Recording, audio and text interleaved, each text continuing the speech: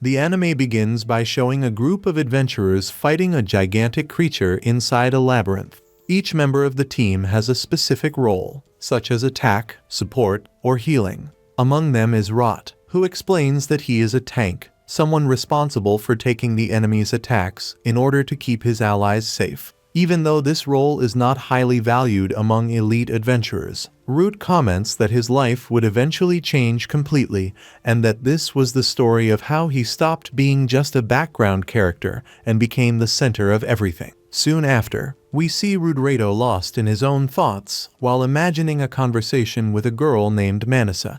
She comments that it had been a long time since the last time they met and says that she feels lonely. Ru immediately runs to hug her, but he ends up being interrupted by Ning, who tells him to stop making weird expressions in the middle of the guild since everyone was staring at him.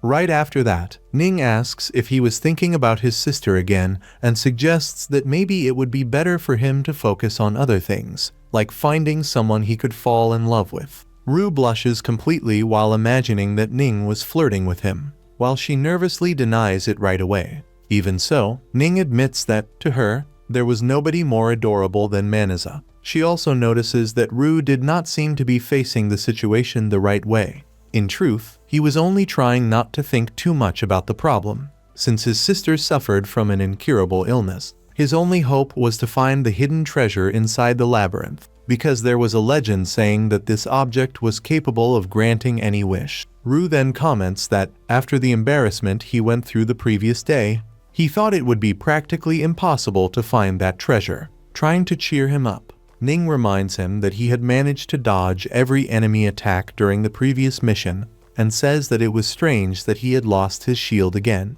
However, that had already happened many times before. Whenever they explored the labyrinth, the protagonist would end up losing his shield without even noticing, which forced Ning to spend several healing potions on him during battles. Even so, she did not believe that made him useless. On the contrary, Ning said that everyone had survived countless dangerous situations thanks to his protection.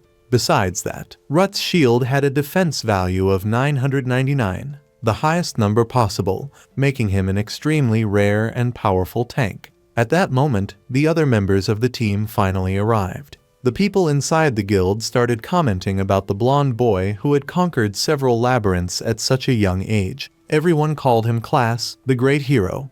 Ning greeted the twins Lilia and Lily, while Class introduced two new members to the group. Ning immediately found that strange. After all, only 6 adventurers could enter a labyrinth at the same time, and counting her, there were already 7 people there. That was when Klaus revealed the truth. Without showing any consideration, he announced that Rut was being expelled from the group. According to him, a tank who lost his own shield several times during missions was completely useless. Ning became furious and replied that, even with that problem, Rut had still managed to protect everyone from enemy attacks. So there had to be another reason behind that decision. Trying to sound reasonable, Class explained that Hut's abilities were harming the group, especially because nobody truly knew what 2 of his skills actually did. Ning kept defending the protagonist and said it made no sense to blame him without being certain of anything. However, the blonde boy insisted that those abilities could end up killing everyone someday and claimed that this alone was already enough reason to remove him from the team. In addition, Class commented that the new girls were evasive tanks, capable of fighting and dodging attacks at the same time, unlike Hut, who only defended himself. After hearing all of that, the protagonist became discouraged and decided to leave without arguing any further. However, before he could walk away, Class even took his sword and claimed that such a valuable shield was wasted in the hands of someone useless like him. Before saying goodbye, the twins said they trusted Rut and wished him good luck. Meanwhile, Ning tried to hide her sadness, unable to believe that this would truly be their farewell. Root then asks her to visit Vania whenever she could, since that was where his younger sister lived. He tries to reassure her, saying that they would still meet again someday. Ning tries to act normal and pretends that it does not affect her, but deep down she knows that she will miss him a lot. After leaving the guild, Rut felt completely lost, not knowing what he would do from then on. He had no idea how he would return to Avancha and even started wondering if it was true that his abilities were destroying his shield. if that was real, then maybe his skills truly were useless. While reflecting on that, Rut overhears some adventurers talking about a mission heading toward Kira, a place much closer to Avancha. Without wasting time, he approaches the group and asks if he could join them on the journey. The boys ask about his rank, and Root becomes visibly uncomfortable since he only had an F rank because he spent almost all his time trapped in labyrinth exploration. Even so, one of the girls in the group becomes excited after discovering that he was part of the famous heroes team. She even comments that she had wanted to meet him personally for a long time. Because of that, they immediately accept Root into the mission without asking any more questions. Shortly after, a man appears asking if they were the adventurers who had accepted the job. The group confirms it, introduces Rut as the new member, and starts preparing to leave. Despite that, the protagonist feels somewhat guilty for thinking that he was deceiving those people about his true abilities. Even so, he decides that he would do everything possible to protect them until they safely reached Kira. The journey then begins. After several days of traveling, Dom suggests that everyone stop for a while to rest because of the heavy fog surrounding the road. Root, however, feels that something is wrong and says it would be better to keep moving. He had a bad feeling and wanted to avoid any surprise attacks along the way. Suddenly, Rot hears a strange noise coming from the forest and immediately orders everyone to stay where they are, warning them that there could be bandits hiding in the area. While investigating alone, he finds a girl collapsed on the ground. Since he does not notice anyone else nearby, he fails to realize that it could be a trap. Root helps the girl stand up and notices a rune drawn on her chest. However, before he could ask anything about it, a gigantic forest snake suddenly appears before them. Immediately, Ruot orders everyone to hide. Dawn recognizes the monster and warns everyone that the serpent was extremely dangerous, telling them not to get bitten by it. The children in the group panic, believing they stood no chance against such a creature. Without hesitating, Hut uses one of his abilities to draw the monster's attention. The snake then spits venom at him. Although the protagonist manages to block almost all of it with his shield, a small drop still hits his body. Root quickly explains that his ability could protect him against status effects. Then, he decides to keep drawing the enemy's attention, while the others searched for an opening to attack. However, before he could react properly, the snake lands a powerful blow and knocks him unconscious. While lying on the ground, Rut has a vision of his sister crying. That gives him the strength to stand up once again. Even without a sword, he tells the children that they would be the ones who needed to defeat the monster. The children gather their courage while Root blocks every attack from the snake, using only his own body as defense. He encourages the boys to believe in their own strength and keeps holding the creature back until he finds the perfect moment. When he finally gives the signal to attack, even Dawn becomes terrified after realizing that the snake was preparing a deadly strike. Dawn screams for everyone to run, but Rut knows that, as a tank, his duty was to protect everyone until the very end. Taking advantage of the opening he created, the three boys charge together against the snake and manage to defeat it once and for all.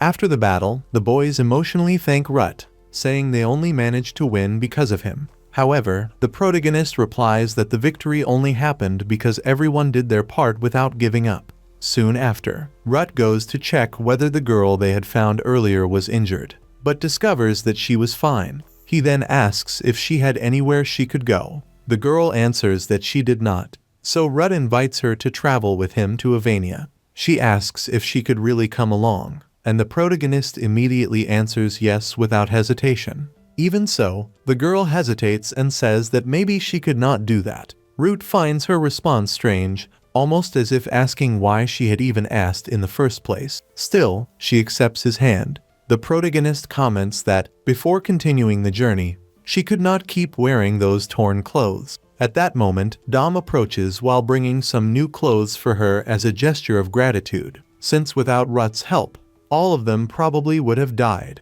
The girl politely thanks him and goes to change. However, while she walks away, Dawn looks at her suspiciously and quietly asks if that girl might be a runaway slave. The protagonist explains that she was a homunculus, creatures created to serve humans, and who normally would never wander around alone. Even so, Rut comments that he highly doubted any slave trader would be wandering through that forest at that moment. Besides that, the girl was not wearing any collar, so he decides that he would take care of her for the time being. After some more traveling, everyone finally arrives at the sanctuary, and it is time to say goodbye. The boys ask if Root currently belonged to any group because they really wanted him to join their team. According to them, it would be amazing to travel alongside a tank as strong as him. However, the protagonist sincerely thanks them for the invitation but refuses, saying that he still needed to find the legendary secret treasure of the labyrinth. When they hear that, the adventurers immediately understand that he was talking about the wish-granting treasure. They also comment that there were rumors claiming that this treasure contained the technology used to create homunculi. Soon after, the boys begin saying that they did not like those creatures very much, claiming that homunculi normally showed no emotions, acted like machines, and could be identified by the rune drawn on their chest. Naturally, those words make Luna extremely uncomfortable. Realizing that, Rut quickly changes the subject, says goodbye to the boys, and apologizes for not being able to accompany them any further. While they continue walking, Gut realizes that he still does not even know the girl's name, so he asks what she is called. However, the girl calmly replies that she does not have a name. Rut stares at her for a few seconds, and after seeing petals of lunaphilia falling around her at that exact moment, he decides to call her Luna. He also says that if she does not like the name, she could choose another one in the future. Even so, Luna becomes extremely happy and grateful. When night falls, the two of them set up a small campfire to rest. Root comments that they would finally arrive at Bazia the next day, so it would be best to sleep early. Luna agrees, but at that moment she hears a strange noise coming from the forest. Quickly, she notices 3 wolves approaching and, without hesitating, grabs a knife and kills the animals within seconds. H is completely shocked after witnessing that. It is at that moment that the protagonist realizes Luna is an illegal homunculus. Unlike the others, she possessed emotions, free will, and even knew how to fight. Rot comments that illegal homunculi were normally eliminated as soon as they were discovered. However, after seeing Luna's frightened expression, he immediately remembers his sister Manisa and realizes that he would not be able to abandon her. After that, Hut asks why she had not defeated the forest snake earlier, since she was clearly strong. Luna explains that her specialty was magic, not physical combat, so she was not very skilled in close-range battles. That finally makes Root understand the situation. Soon after, Luna begins showing the effects of her abilities. Root asks whether she had any special magical skills, and she replies that she possessed one ability that increased her magical power, along with another one called Identify.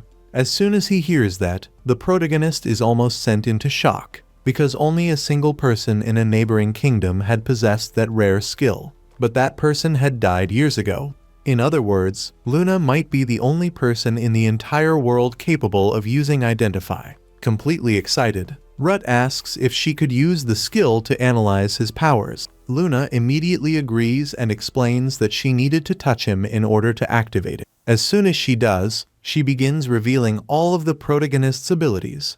The first one was called Provoke, responsible for making enemies focus all of their attacks on him. The second was Healthy Body, which made him resistant to negative effects, increased his recovery, and made his body much more durable. Then came Vital Conversion, an ability that even Rut himself did not know about. It allowed him to convert the damage suffered by his shield into physical strength, turning defense into attack power. Finally, Luna reveals the Sacrifice Shield ability, which allowed Root to treat his allies' shields as if they were his own. In addition, the more he protected his companions, the stronger he became. At that moment, everything finally starts making sense. Rue realizes that his shield suffered so much damage because, without knowing it, he had been using Sacrifice Shield to protect his companions during battles. Upon discovering this, the protagonist becomes extremely emotional. For so long, he had suffered while believing he possessed useless and dangerous abilities. But now he was discovering that they were actually incredibly valuable powers meant to protect people. After understanding the whole truth, Rut declares that he would someday return with his head held high. Now that he knew the true value of his abilities, He intended to meet everyone again and head toward Avancha together with his sister. After some time, the two of them finally arrive in Avancha. During the journey, Root explains to Luna that the place was simple and did not have many luxuries, but it was still a peaceful and welcoming town. He hoped that she would like it there.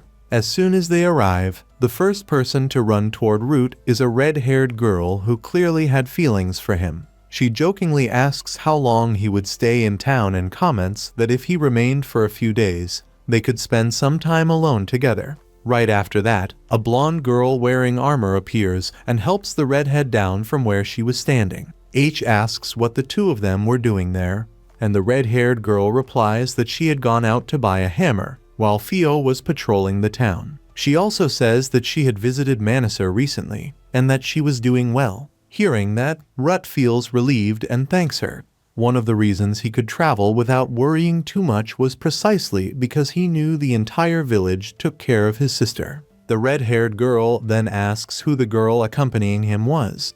Rut introduces Luna and explains that he met her during his journey. He also says that she had nowhere to go, so he decided to take care of her temporarily. The redhead introduces herself as Mylna, the blacksmith's daughter, while Theo, clearly shy, says that she is the second in command of the local guards. Shortly after, the group arrives at Root's house. He comments to Luna that Manisa might be sleeping, so they would need to stay quiet in order not to wake her. However, at that moment, Root notices a delicious smell coming from the kitchen. Looking at the table, he sees several dishes prepared with tomatoes, his favorite food. Soon after, Manisa appears to welcome him back. She curiously asks who the girl beside him is, while Rut, completely happy to see his sister again, introduces Luna and explains the whole situation. Even while trying to act normal, the protagonist cannot stop thinking about how his sister looked like a true goddess descending from the heavens, something that even he himself considered exaggerated. Even so, Manisa gently smiles at Luna, introduces herself, and says that, although they did not have much to offer, she hoped Luna could feel comfortable in that house. Next, Manisa comments that Ruat must be tired after such a long trip and asks him to sit down and eat. She also decides to prepare another dish especially for Luna. However, Root remembers that she was still sick and asks her not to push herself too hard. Even so, Manisa insists that she is feeling fine, so Rut suggests that the two of them cook together. At that moment, Luna notices that Manisa's hair moves on its own. Root explains that it was simply a special physical trait of hers and that the movements changed according to her emotions. Shortly after, Rut comments that it almost seemed like Manisa already knew he would arrive that day and asks if that had something to do with her ability. Manisa replies that she really had a feeling about it. When he realizes that she prepared all of his favorite dishes just because of that feeling, Rut nearly starts crying tears of happiness. Finally, the three of them sit down to eat. While watching Luna use the utensils, Manisa notices that she is holding the spoon in a strange way. Luna becomes extremely embarrassed, immediately apologizes, and even kneels down, saying that she had only used utensils a few times while trying to remember fragments of her own past. She begins crying, claiming that she would do better next time. However, Manisa gently holds her hand and says that she does not need to apologize for that. Very calmly, she begins teaching Luna how to use the spoon properly, explaining that she could learn everything at her own pace without rushing. Those were tasks with unbelievable speed. While watching that, Manisa suggests that Root take the day to show Luna around the town. The protagonist immediately likes the idea since he wanted to introduce her to everyone in Avancha. So, before leaving, Manisa comments that she might have some clothes that would fit Luna. While searching through the clothes, she says that some of them might be difficult to put on and offers to help her. However, Luna becomes extremely nervous and quickly replies that she could change clothes by herself. Manisa becomes confused, wondering if she had done something wrong. But Rut immediately understands that Luna was probably afraid someone would see the rune on her chest. After that, Rut starts showing her the town while explaining a little about the place. He comments that Avancha was small and simple, without adventurer guilds or large churches. According to him, the town only had the basics, such as a pharmacy and a blacksmith shop. while the most famous part of the city was the enormous orchard nearby. While they were walking, a man enthusiastically greets Rut and asks if he had finally returned to give him grandchildren with his daughter. The protagonist immediately replies that such a thing would never happen. The man was Rizal, Milna's father, who soon introduced himself to Luna as well. Taking the opportunity, Rut commented that he had lost his magic sword. Rizal then replied confidently that he could forge something incredible to replace the old weapon in no time. He promised to let him know as soon as it was finished, and even recommended that Root take Luna to visit the town's monster farm. Once they arrived there, the protagonist explained that monster vegetables were special plants that absorbed mana and, because of that, could grow during any season of the year. In addition, they were highly nutritious and very important to the local residents. During the conversation, some children came running to greet Root. As soon as they saw Luna beside him, they started asking if she was his girlfriend. The protagonist became embarrassed and quickly explained that it was not like that at all and that they were simply traveling together. Even so, the children started laughing and said that Ruth would never have a girlfriend because he was completely obsessed with his own sister. Irritated, he asked who had taught them that, and the kids immediately answered that it had been Theo. At that moment, an elderly woman appeared, scolding the children for playing around instead of working. She ordered everyone to get back to work immediately. After that, Grandma Jiggy smiled at Luna and said that if she ever needed anything, she could visit her shop whenever she wanted, because she considered all the young people in town to be part of her family.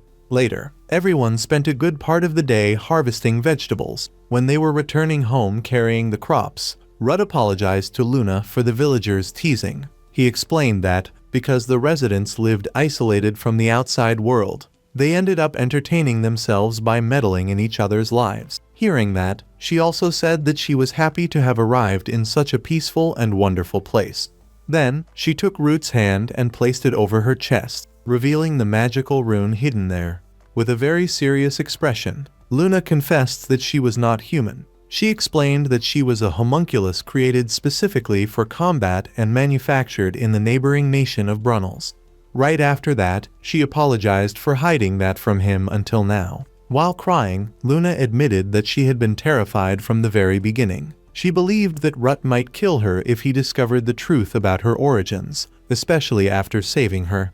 Continuing to hide it made her feel horrible. However, Root calmly replied that he had already known everything from the start because he had seen the rune on her chest back in the forest. Luna could not understand why he had still decided to help her anyway. So Rudd explained that, before arriving in Avancha, he and Manisa had lived for a long time in an extremely poor region. When he found Luna collapsed in that forest, she looked exactly like his sister had back then. Because of that, he simply could not abandon her. In addition, Root explained that, even while living under terrible conditions in the past, he and Manisa never forgot what it meant to be human. Then, he asked Luna whether she intended to keep living as a homunculus or if she wanted to live as an ordinary person. Luna replied that such a thing seemed far too impossible for someone like her. However, Root stated that nobody had the right to decide that homunculi could never become human. He also commented that he spent his life exploring labyrinths in search of a treasure whose existence he was not even sure about, all in an attempt to save his sister. In other words, both of them were chasing almost impossible dreams. After thinking deeply about it, Luna finally admitted that she wanted to live as a human. Root then held her hand once again and said that he hoped the two of them would get along from now on. Very emotional, Luna replied that she hoped so too and ended up calling Root her master. The protagonist became a little awkward and asked if that did not sound like something only a homunculus would say. However, Luna replied that she did not care. Then, Rut commented that maybe everyone would pay even more attention to her because of her beauty. As soon as he realized what he had just said, both of them turned completely red with embarrassment. Trying to change the subject quickly, Rut suggested that Luna try some freshly harvested vegetables. Then, he asked what she thought about the town. Luna replied that everyone in Avancha was extremely kind and welcoming. When they returned home, the first thing Luna did was talk to Manisa and reveal the whole truth about herself. She apologized for not telling her earlier. However, Manisa calmly replied that she had already noticed from the beginning that Luna was different from other people. Even so, she only asked whether Luna still wanted to continue being her friend. Luna became so happy that she immediately hugged Manisa tightly.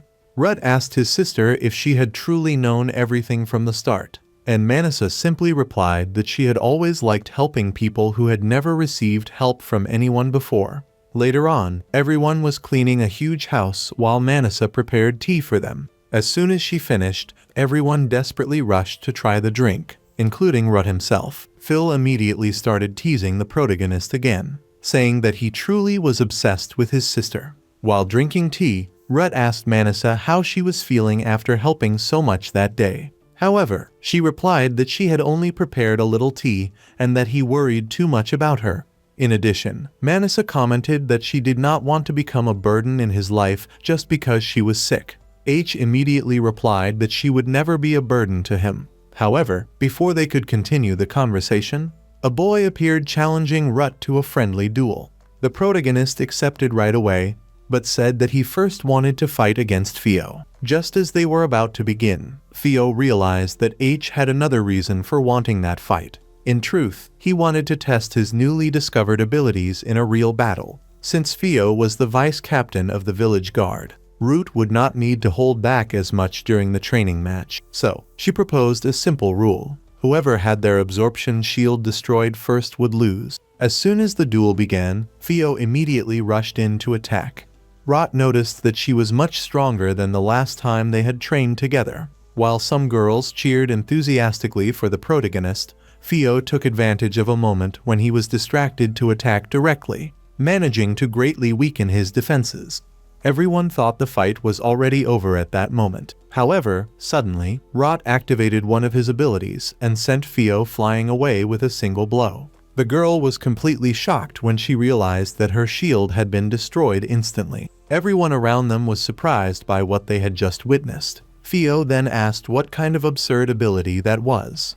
Rut explained that it was called Vital Conversion and that it allowed him to transform the damage received by his shield into offensive strength. The protagonist commented that he had never really had many opportunities to use that ability before. However, thanks to the duel, he had finally realized just how dangerous his attack power could become. Rut was also happy to discover that, since he had spent his entire life fighting only as a defensive tank. But now he finally understood that he could also fight offensively thanks to his abilities. Rot then asked the boys who would have the courage to face him next. But after what happened during the duel against Theo, nobody seemed willing to step forward. Everyone was still frightened by the absurd power of that attack. Meanwhile, Luna praised the protagonist, saying that he had been incredible during the fight.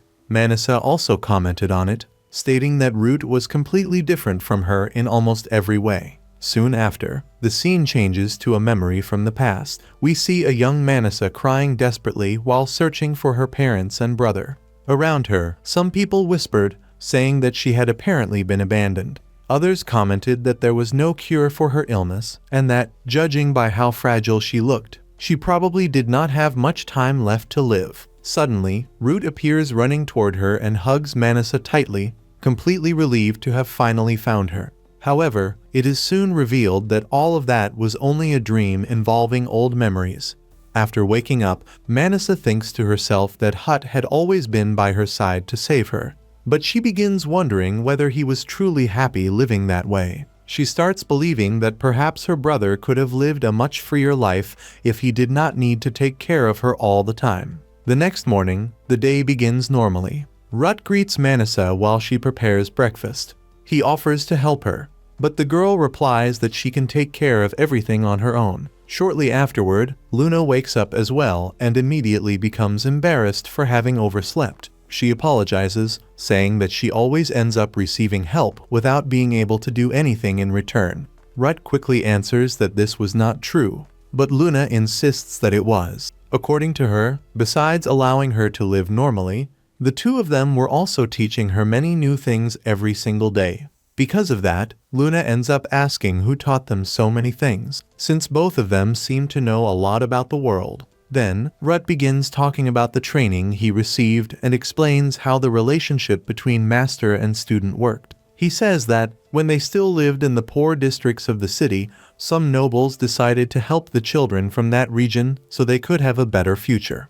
It was thanks to that he and Manisa managed to study at a night academy. While listening to her brother speak about the past, Manisa begins remembering many painful moments. She recalls people saying that it was a shame Root wanted to become an adventurer only to search for a cure for her illness. Many said that he could have become a great knight if he had not chosen to carry that burden. Those memories made Manisa once again believe that her existence had closed countless paths that could have led her brother toward a better life. Some time later, Rut says that he is going out around the village for a while and asks whether Manisa needs anything before he leaves. She replies that she does not need anything, but Luna immediately notices that something is wrong with her. Later, we see several memories from the time when Root studied at the Night Academy. In that place, practically everyone admired the protagonist. The other students said that he would certainly become an incredible knight in the future, since he was always dedicated, received good grades, and stood out during training. On the other hand, Manisa kept hearing comments saying how sad it was to see Root abandon his dream of becoming a knight just to search for a cure for his sister. Every time she heard that, she felt even worse. While she was alone in her room thinking about all of this, Luna appeared and asked whether she was not feeling well. Manisa replied that she was only remembering the past. Then, Luna held her hand and explained that she had come there because she noticed that Manisa seemed sad. She even apologized, saying that she could not think of any better way to cheer her up. Taking advantage of that moment, Manisa decided to ask an important question. She asked what Luna would do if she discovered that someone was wasting their entire life because of her. According to her, maybe that person could be much happier following a different path, but even so, chose to give up everything just to remain by her side. Luna sincerely replied that she did not know how she would react, since she had never imagined someone could go that far for her. However, after thinking for a moment, she commented that maybe that choice itself was what made that person happy. She also asked whether Manisa was talking about Rut. At that exact moment, Manisa became extremely nervous and quickly denied it. Even so, Luna ended up laughing softly and asked why she simply did not talk to her brother about it. She reminded her that Rut had even saved an illegal homunculus without hesitation, so he probably saw things very differently from other people. Despite that, Manisa replied that she did not know how to act around her brother. She believed that it was unfair to depend on him so much and, because of that, tried to keep a certain emotional distance, even though, deep down, she wished she could become closer to him. Luna then asked why she never directly said how she felt. At that moment, thanks to her special ability, Manisa realized that Root was returning home. She immediately panicked, not knowing what she should say when he arrived. Trying to calm her down, Luna explained that nobody could understand another person's thoughts just by imagining things. After that, she advised Manisa to simply speak honestly with her brother. A short time later, Rut finally returned home, bringing a few things for the girls. However, as soon as he arrived, Manisa said that she needed to ask him something important. She began trembling nervously while thinking that this conversation might make Root regret saving her so many years ago. At that moment, Luna held her hand to give her courage. Then, gathering her strength, Manisa directly asked whether he was truly happy living that way. Rod immediately answered yes, of course he was happy. However, Manisa became confused upon hearing that. She could not understand how he could say it so easily, since she believed he would have been much happier if he had followed a different path in life. Because of that, she ended up asking why he had decided to save her when the two of them were abandoned in the past. Rut then replied that, in truth, she was the one who saved him first. He explained that, when they were still children, many people were afraid of him because of his size and also because of his serious expression. Even so, Rut explained that Manisa had never shown fear toward him like everyone else did. On the contrary, she always smiled whenever she was by his side, and that also ended up making the protagonist happy. He admitted that, at first, he had doubts about the decision to live alongside her after everything that happened in the past. However, looking back on everything now, he sincerely believed that he had made the right choice. Root then confessed that he loved spending time beside his sister and that he was much happier living together with her. After hearing those words, Manisa could no longer hold back her tears. Crying heavily, she began apologizing, saying that throughout all that time she believed Rut was unhappy because of her. In addition, she confessed that she no longer even knew how she should act around him. Because of that, she ended up hugging her brother tightly while saying that she should have tried harder to understand his feelings. Rut also hugged Manisa and soon afterward thanked Luna for helping in that situation. Luna quickly replied that she had not done anything special, but Manisa said that, without her help, she probably would have continued carrying that worry forever. Even so, Luna became completely flustered, not knowing how to react in front of such an emotional moment. Then, she ran toward the kitchen, saying that she would start preparing lunch. The others also excitedly went to help with the meal. But at that exact moment, someone knocked on the door so hard that it almost broke. The protagonist became irritated and started wondering who would dare interrupt such a happy moment. When they went to check, they discovered it was Ning. She had come to visit Rut because she had received a few days off. The protagonist was quite surprised to learn that class had allowed that. But Ning explained that it was not him who approved it. In truth, it had been the church, since she was no longer part of the heroes group. Then, we discover what happened after Hut left the team.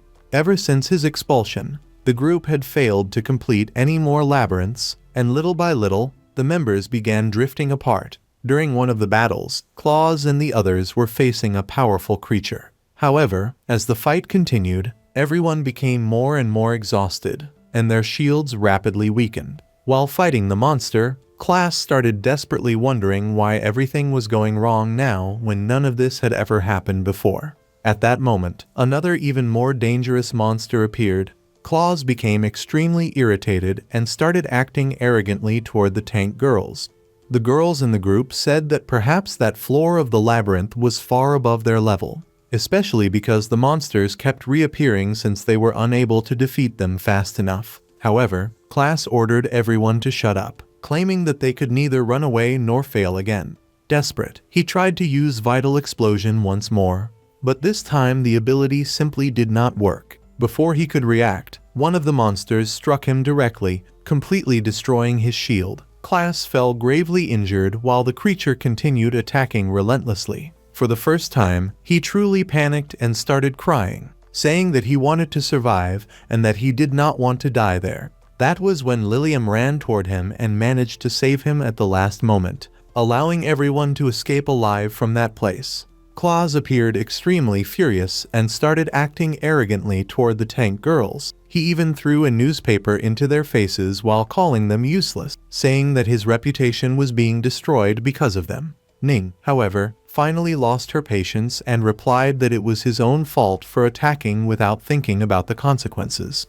She also asked how long it had been since Class had truly trained, commenting that he looked thinner and weaker every day because of his drinking. In addition, Ning stated that until that moment, he had always depended exclusively on the Vital Explosion ability and asked whether he truly believed that alone was enough to conquer the labyrinth. Then, she revealed the whole truth. Ning explained that Vital Explosion drastically increased the user's physical attributes in exchange for consuming a huge amount of their shield. However, when Rut was still part of the team, Class managed to use the greatest Vital Explosion of his life, thanks to the protagonist's unknown abilities. Hut's ability allowed him to treat his allies' shields as if they were his own. In other words, Claws had been using Vital Explosion while consuming Hut's gigantic 999-point shield without even realizing it. That was exactly why the blonde boy had seemed so absurdly powerful before. Even after hearing all of that, Class continued denying the truth. He shouted at Ning, saying that she was wrong and insisting that all the credit belonged only to him. According to Class, losing a mere tank should never have been enough to destroy a team as strong as theirs. He kept repeating that he was the true hero. However, at that moment, the girls in the group finally reached the limit of their patience with him. While Class desperately screamed that he would recover and prove to everyone that he was the strongest hero in the world, the rest of the team finally realized that the group had already been completely destroyed. After that, each of them ended up going their separate ways. Back in the present, Ning finishes telling Hut that entire story. The protagonist then apologizes for everything that happened, saying that, until recently, even he himself did not truly understand how his abilities worked. However, Ning also accepted part of the blame. She said that everyone in the group had been at fault for never trying to understand what was really happening during battles. In addition, she apologized for not realizing sooner that Rut had been suffering the damage caused by his companion's own shields. Even so, Rue kept insisting that the responsibility was his for never discovering his abilities earlier. However, Ning ended the discussion, stating that there was no point in remaining trapped in the past anymore. Soon after, Luna and Manisa introduced themselves to Ning. She commented that she would spend some time taking care of the village garden and that they would probably see each other a lot from now on. Ruth was surprised to hear that and asked if she really intended to stay there for a while. Ning, immediately flustered, asked if he was already trying to kick her out. Without noticing the strange atmosphere, the protagonist replied that that was not what he meant. He then explained that Avancha did not have inns and that visiting adventurers usually stayed in empty houses around the village. Hearing that, Ning asked what she was supposed to do. At that moment, Manisa gently suggested that she stay at their house and even offered her own room to welcome her. Root quickly approached his sister and whispered that Ning was the daughter of a duke and also a saint of the church. Ning became irritated and told him to stop telling Manisa those things. Even so, Rut continued, saying that he did not want to risk the church eliminating all of them for treating a saint badly. In the end, the protagonist ended up offering his own room to Ning. Extremely happy, she simply threw herself onto his bed, saying that she would not mind sharing the room with him at all. Rue became completely nervous and told her to stop joking like that. However, Ning calmly replied that she was not joking, leaving the protagonist even more speechless. But that moment was interrupted when Phil appeared running desperately after Hut. She explained that an unknown monster had appeared in the village orchard. When everyone arrived at the location, they found the orchard completely destroyed. H apologized to Ning for dragging her into that situation right after her arrival, but she replied that it was not a problem. After all, they had already studied together before. At that moment, the monster appeared before them. Rue was confused, unable to tell whether it looked more like a wolf or a tiger.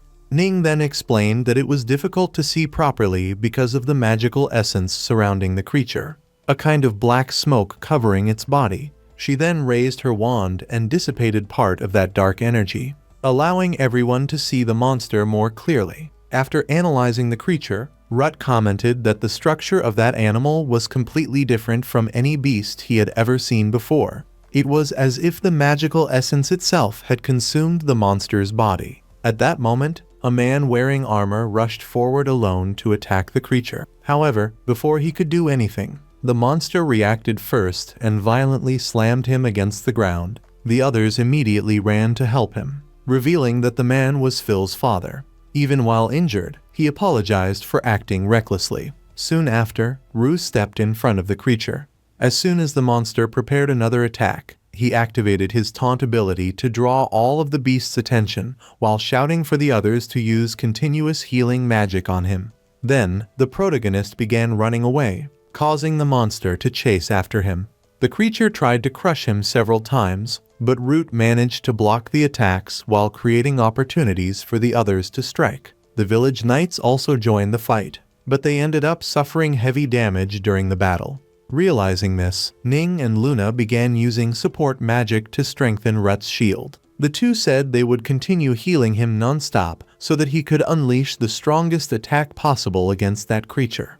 After that, Root shouted for everyone to stop being afraid and charge at the enemy. He explained that his ability, Shield of Sacrifice, would absorb part of the damage suffered by his allies' shields. The others were amazed when they heard that and asked if they could attack without worrying about the damage they received. H immediately answered yes. Then, everyone charged at the beast at the same time, while Ning and Luna continued casting healing and support magic non-stop. The girls shouted for them not to let the monster escape, since it was advancing directly toward the village. At that moment, a massive wall rose from the ground, blocking the creature's path. It was a spell created by Luna. Taking advantage of the opening, Rue advanced using Vital Conversion and unleashed a monstrous strike. completely destroying the beast in a single attack. However, after the battle, the protagonist realized that he had caused more destruction to the orchard than the monster itself. Even so, everyone thanked R for defeating the creature without a single villager dying during the fight.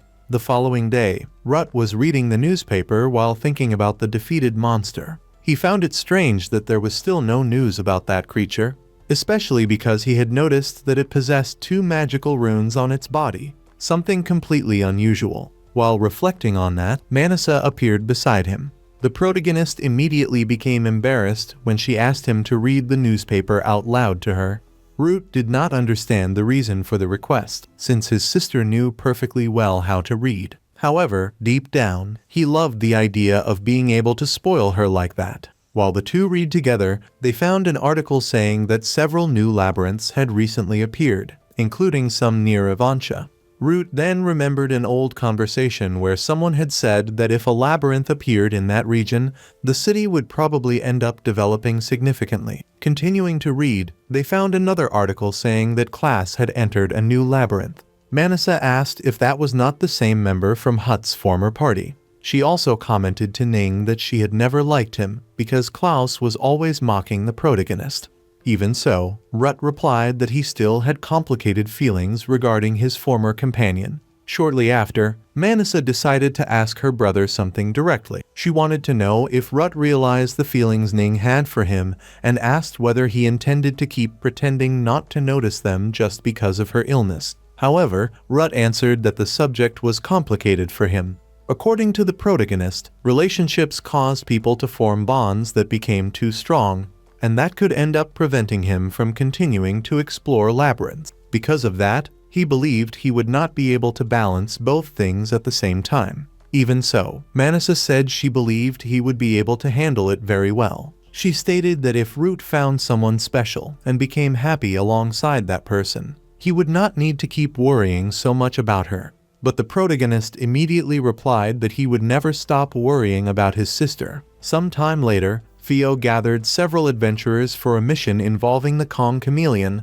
the same monster that had recently appeared in the region. She explained that the creature normally lived far to the south, so it was extremely strange for it to appear in Avancha without anyone noticing beforehand. Because of that, the group would begin an investigation to discover where the monster had come from and eliminate any remaining threats. Theo also commented that the creature had probably emerged from some newly formed labyrinth, so she asked everyone to immediately report it if they found any suspicious entrances. During the preparations, Phil asked the protagonist what he was carrying. Rut explained that an extremely skilled warrior and his daughter had created it especially for him. They had forged a new sword and also completely reinforced his shield. Besides its impressive appearance, the sword possessed a special ability connected to magical runes. Root explained that the mana stored inside the runes changed according to the elements used and automatically enchanted the weapon. Even so, he commented that his elemental magic was not very useful for ordinary attacks. However, by channeling that energy directly through the sword's rune, he could transform the blade into a fire sword capable of striking the monster's weakness. While he explained all that, one adventurer began mocking him after discovering that Hut was still rank F. The man commented that it was a waste for someone at that level to carry such a powerful weapon. Luna became extremely angry upon hearing that and indignantly asked what that adventurer thought he was doing by belittling Hut like that. However, the protagonist calmly replied that he preferred being underestimated rather than overestimated. At that moment, Ning decided to explain the situation to everyone. She revealed that Rut only remained rank F because he never officially updated his rank at the guild. Furthermore, she stated without hesitation that he possessed enough strength to even become a holy knight. The adventurers were completely shocked and asked if that was really true. Nin immediately replied yes. Even knowing that, Rut revealed that he had refused rank promotions several times in the past.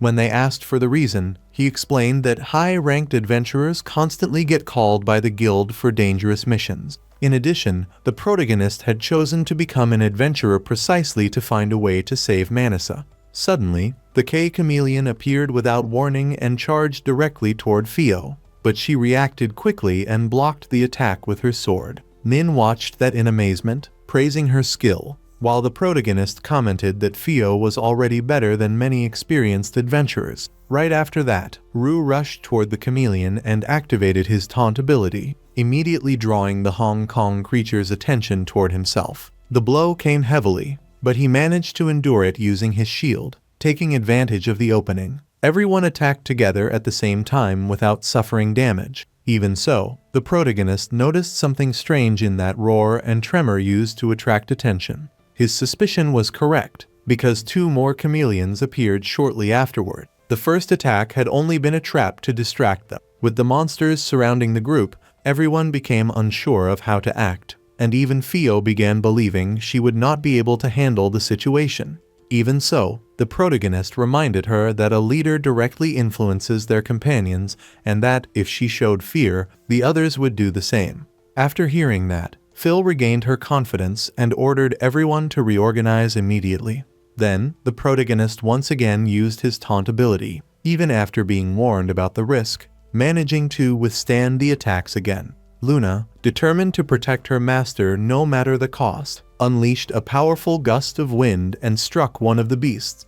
At the same time, the adventurers focused their attacks on one of the chameleons while the other advanced directly toward the protagonist. Fortunately, Ru remembered that chameleons were weak against fire and used his sword to completely set one ablaze. Shortly afterward, the guard managed to defeat another enemy, leaving only one last monster that continued attacking Ru non-stop. However, Luna and Nin managed to hold it back long enough for the protagonist to finish the battle once and for all. After the victory, everyone celebrated greatly and admitted that they would not have survived without the protagonist's help. The adventurer even asked if he was some kind of monster, since Rut had not shown fear at any moment during the fight. Even so, the protagonist calmly replied that he was just a tank, and that, because of that, he could not run away in the middle of battle.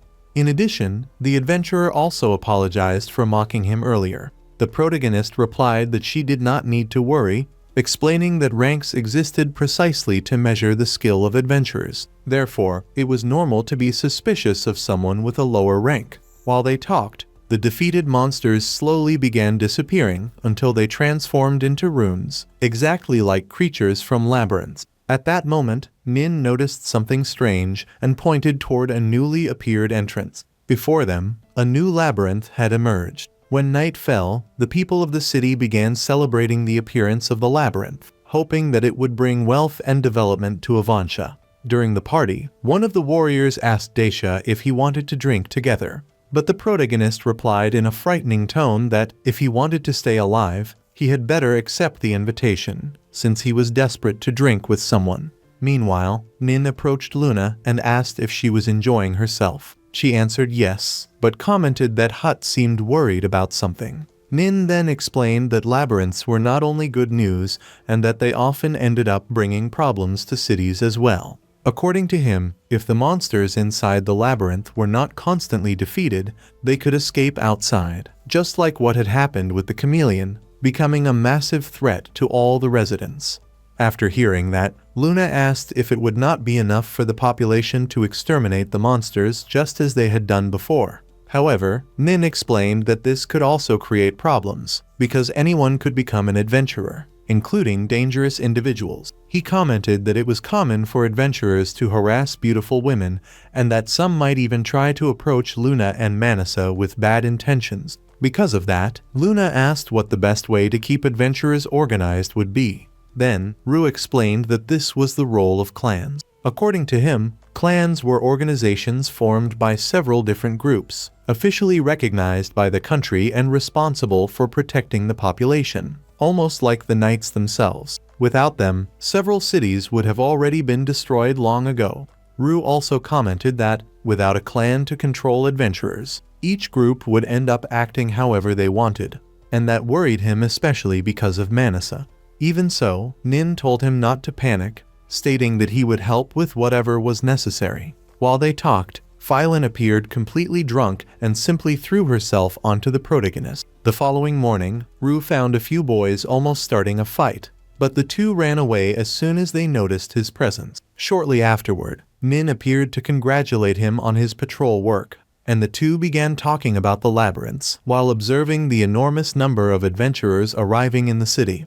Many people also thanked the protagonist for protecting everyone during the previous day's attack. Suddenly, several people began running while commenting about a commotion happening nearby. When Rut and Nin arrived at the scene, they found B, the number 3 member of the Black Dragon Fang, facing Gur, the number 3 member of the White Tiger Claw. The population became nervous since both were rank A adventurers. Even so, the protagonist stepped between them and ordered them to stop immediately, saying that they were frightening the city's residents. B replied that they were only defending the honor of their clans and asked which one of them should remain there, the Black Dragon or the White Tiger. Even after hearing that, the protagonist replied that he did not want either clan causing trouble in Avancha and ordered them to leave. One of the adventurers tried to confront Root because of that, but he was quickly stopped while Ninja prepared to attack if necessary. Realizing the situation, everyone backed off and began apologizing. Taking advantage of the moment, the adventurers asked the protagonist if he belonged to any clan and even started arguing among themselves while trying to convince him to join their groups. However, Hut refused all the invitations and only gave them permission to remain in Avancha.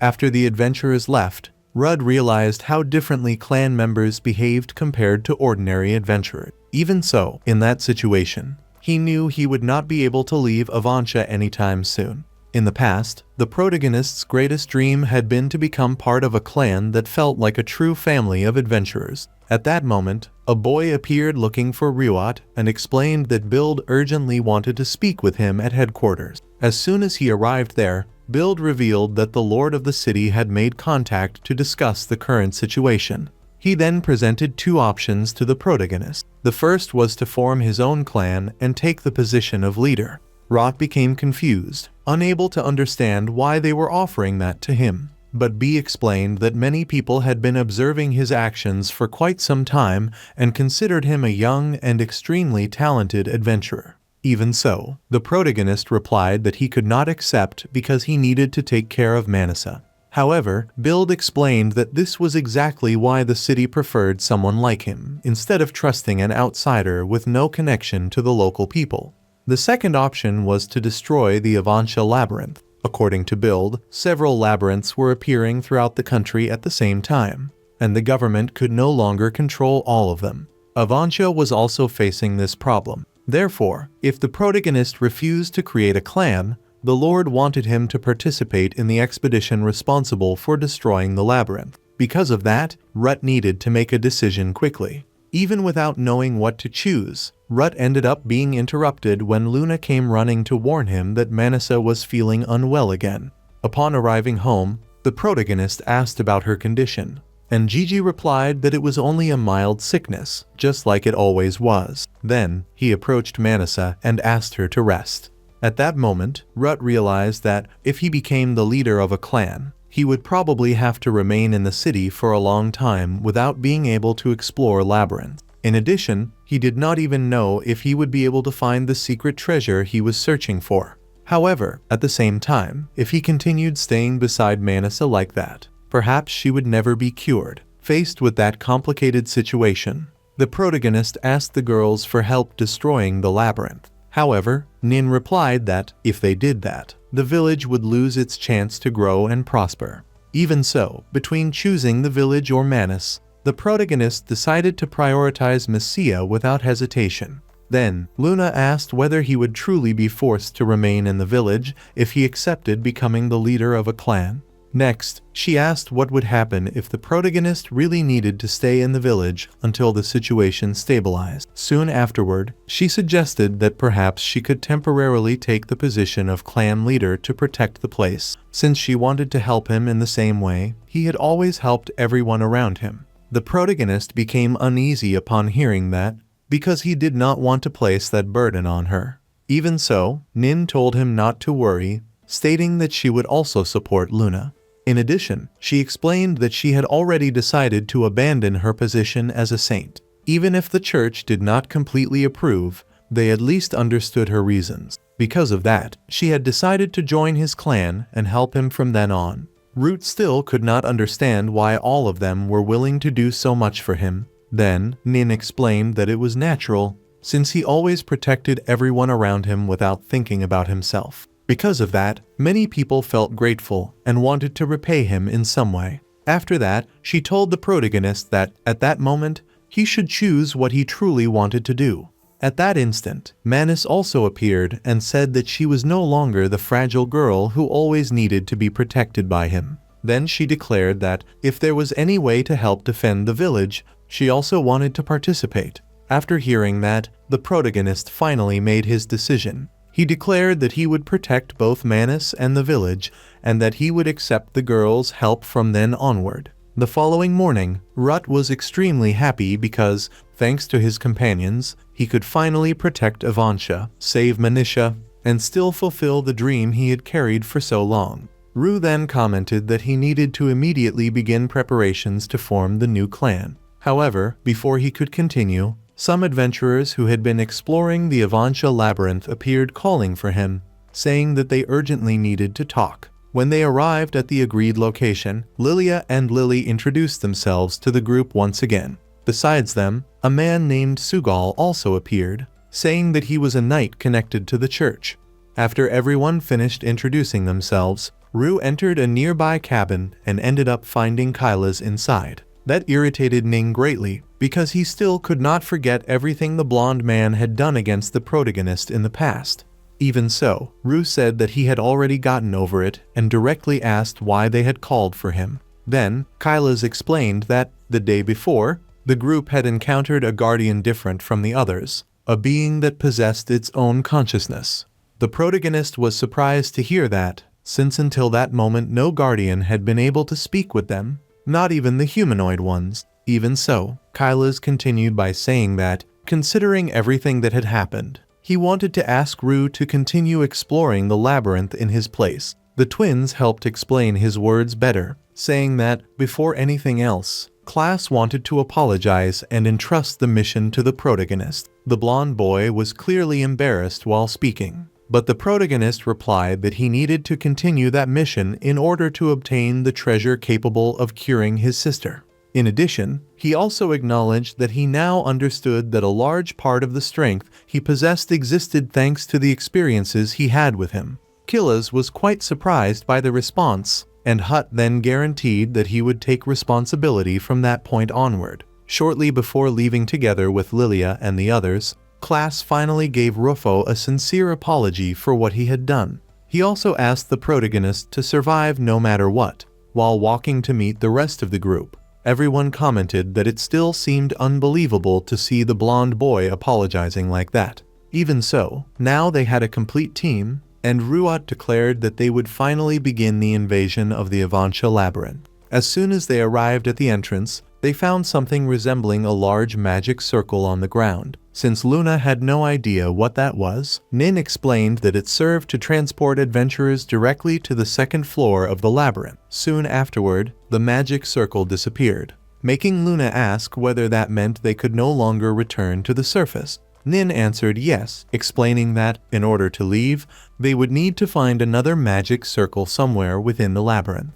Even so, she told Luna not to worry, because Lily possessed the ability called dungeon travel. According to her, it was normally necessary to locate magic circles in order to travel between floors, but Lily's ability allowed them to return to floors that had already been visited before. However, there was one limitation. The ability could only affect up to 6 people at a time. Hearing that, Rudd commented that he knew a spell similar to dungeon travel and asked Nin to demonstrate it for Luna.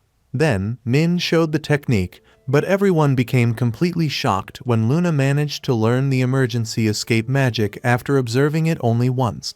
That left everyone impressed, and the protagonist began to believe that she had probably used some special homunculus combat ability. At that moment, 3 Kong chameleons appeared and advanced directly toward the group. H quickly organized everyone, ordering Lilia and Sugu to remain on the front line, while Ning and Lily would provide support and healing from the rear. Luna, meanwhile, should protect everyone whenever she found an opening, while he himself would serve as the group's shield, as he normally did. Soon afterward, the protagonist activated his taunt ability, drawing the monsters toward himself while the others took advantage of the opportunity to attack them almost non-stop. While the battle was happening, a mysterious man watched everything from afar without being noticed. After defeating the monsters, the group continued moving forward and ended up being teleported once again. LL commented to Root that, the last time, he had encountered the Guardian at that point, but now he was nowhere to be found. However, before they could understand what was happening, several field azures suddenly appeared and attacked the group. The protagonist was surprised to realize that those creatures were much faster than the monsters normally found inside labyrinths, wondering if that was the Guardian's influence. Even so, he told his companions that he would hold the enemies off alone while the others searched for the magic circle. Gut then activated his taunt ability once again, while Sugol rushed forward attacking the field azures and reminding everyone that they needed to conserve their strength to face the Guardian afterward. A short time later, Ning announced that she had found the magic circle. Then, Rod immediately ordered everyone to move forward. Meanwhile, the mysterious man continued observing the group while describing how they had passed through the 7th, 8th, and 9th floors, repeatedly telling the protagonist to hurry up and find him soon. When they finally reached the 9th floor, the protagonist, already extremely tired, thanked his companions for agreeing to help him, even knowing that the mission mainly existed because of his own selfish goals. However, everyone replied that he should not think that way, because they perfectly understood how important his sister was to him. In addition, Ning commented that it was still too early for thanks, since the real battle would begin from that point onward. Then, everyone gathered in a circle and declared that they would defeat the Guardian together. When they arrived at the location of the final battle, the mysterious man finally appeared before them and began congratulating the group, saying that they had fought very well up to that point and that he had not expected adventurers so skilled. Rue immediately realized that he was the conscious Guardian Klaus had mentioned earlier. And indeed, the man introduced himself as Marios, the Guardian of the Labyrinth. Root commented that he had heard rumors saying that Marios appeared on the 5th floor, but Marios explained that he had decided to wait for them on the 10th floor after realizing their strength. According to him, in that place he would no longer need to hold back, because the 10th floor was his true territory and there he would show his real power. Right after that, Marios charged at the protagonist with absurd speed. Rue was shocked by the force of the blow, feeling as if his arms would be torn off just from blocking the attack. Even so, the Guardian was also impressed, saying that it had truly been worth waiting so long for them. Then, Rue replied that he had not come that far just to talk while fighting. But Marius countered by saying that real men solved everything through the clash of swords. While saying that, the Guardian's body slowly began to change. At that moment, the protagonist realized that a single mistake would be enough for all of them to be destroyed right there. So, he told his companions that they would leave any negotiations for later and that, at that moment, they only needed to fight. Right afterward, everyone charged together against Marios, even attacking as a group, including 3 people at the same time. None of them could properly land a hit on the Guardian. Even so, Marios seemed impressed by the group's perfect coordination. Then, he commented that he would probably need to fight using all of his power and warned that, by doing so, he would end up taking on a monstrous form. In addition, he warned that, if they wanted to survive, they should immediately flee using their abilities. However, before anyone could even respond, Marios began transforming into something completely absurd. His body changed until it became a gigantic creature, resembling a massive monstrous skeleton, leaving everyone unable to understand what kind of being that was. Just by hearing the creature's roar, Ruja instantly realized that they were facing an extremely dangerous enemy. Even so, the protagonist knew that he could not retreat at that moment. He needed to fight for everyone and also for himself. So, he charged directly toward Mario without hesitation. The Guardian began attacking him in a brutal and relentless manner, while Lilia shouted for Lily to use wind magic immediately. Lily then launched her attack and finally managed to hit the monster. As the battle continued becoming more and more intense, Sugol also warned the protagonist that they would need to alternate who drew Mario's attention. Rut immediately agreed, and soon afterwards Sugu activated his own taunt ability to attract the monster. However, as the fight progressed, everyone's shields began decreasing rapidly. Root realized at that moment that Mario's was becoming even more powerful than before. If he received a few more direct hits, he would probably die right there. Even facing that dangerous situation, the protagonist continued giving orders to the group. He asked Lily to help the front line using support spells and ordered Luna to assist everyone however she could. Soon afterward, Rue used his taunt ability again while remembering the conversation he had previously had with the other adventurers, when they had said it would be impossible to win that battle quickly. Luna then asked if they would really be able to endure such a long fight. Lilia answered by saying that, under normal circumstances, they would have already lost long ago. However, that group had Rue. According to her, the protagonist's shield concentrated practically all the damage received, and his vital conversion ability transformed the absorbed damage into absurd power. Because of that, their only option was to endure until the right moment and bet everything on the final attack. The battle continued non-stop, and Luna began to worry upon realizing that, at that pace, someone would eventually fall sooner or later. Even so, Nin said that he understood how difficult it was to watch everything from the rear without being able to do much. But, at that moment, they had no choice other than continuing to believe in the vanguard. He also explained that, as long as they could endure, the fighters on the front line would remain standing. Therefore, Luna needed to stay calm and continue holding firm. While fighting Mario's, Rue realized that the Guardian's movements were becoming slightly slower, and began to think that perhaps he was getting tired. Up to that point, the protagonist had already lost more than 30,000 shield points. During a direct clash, Marius nearly landed a fatal blow, but Luna appeared at the perfect moment and managed to protect him from the attack. Taking advantage of that opening, the protagonist decided to act immediately and activated vital conversion against the Guardian. For a few seconds, everyone believed they had finally defeated the monster. However, Mario's remained standing without showing any serious damage, leaving everyone completely shocked. Right afterward, the giant skeleton began attacking the group brutally, injuring Lily and Sugol as well.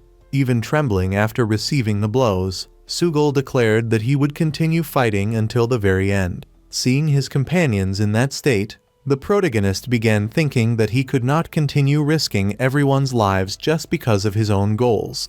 He did not want anyone to die trying to help him, so he decided to order everyone to flee, saying that, as the leader, he needed to choose what was best for the group.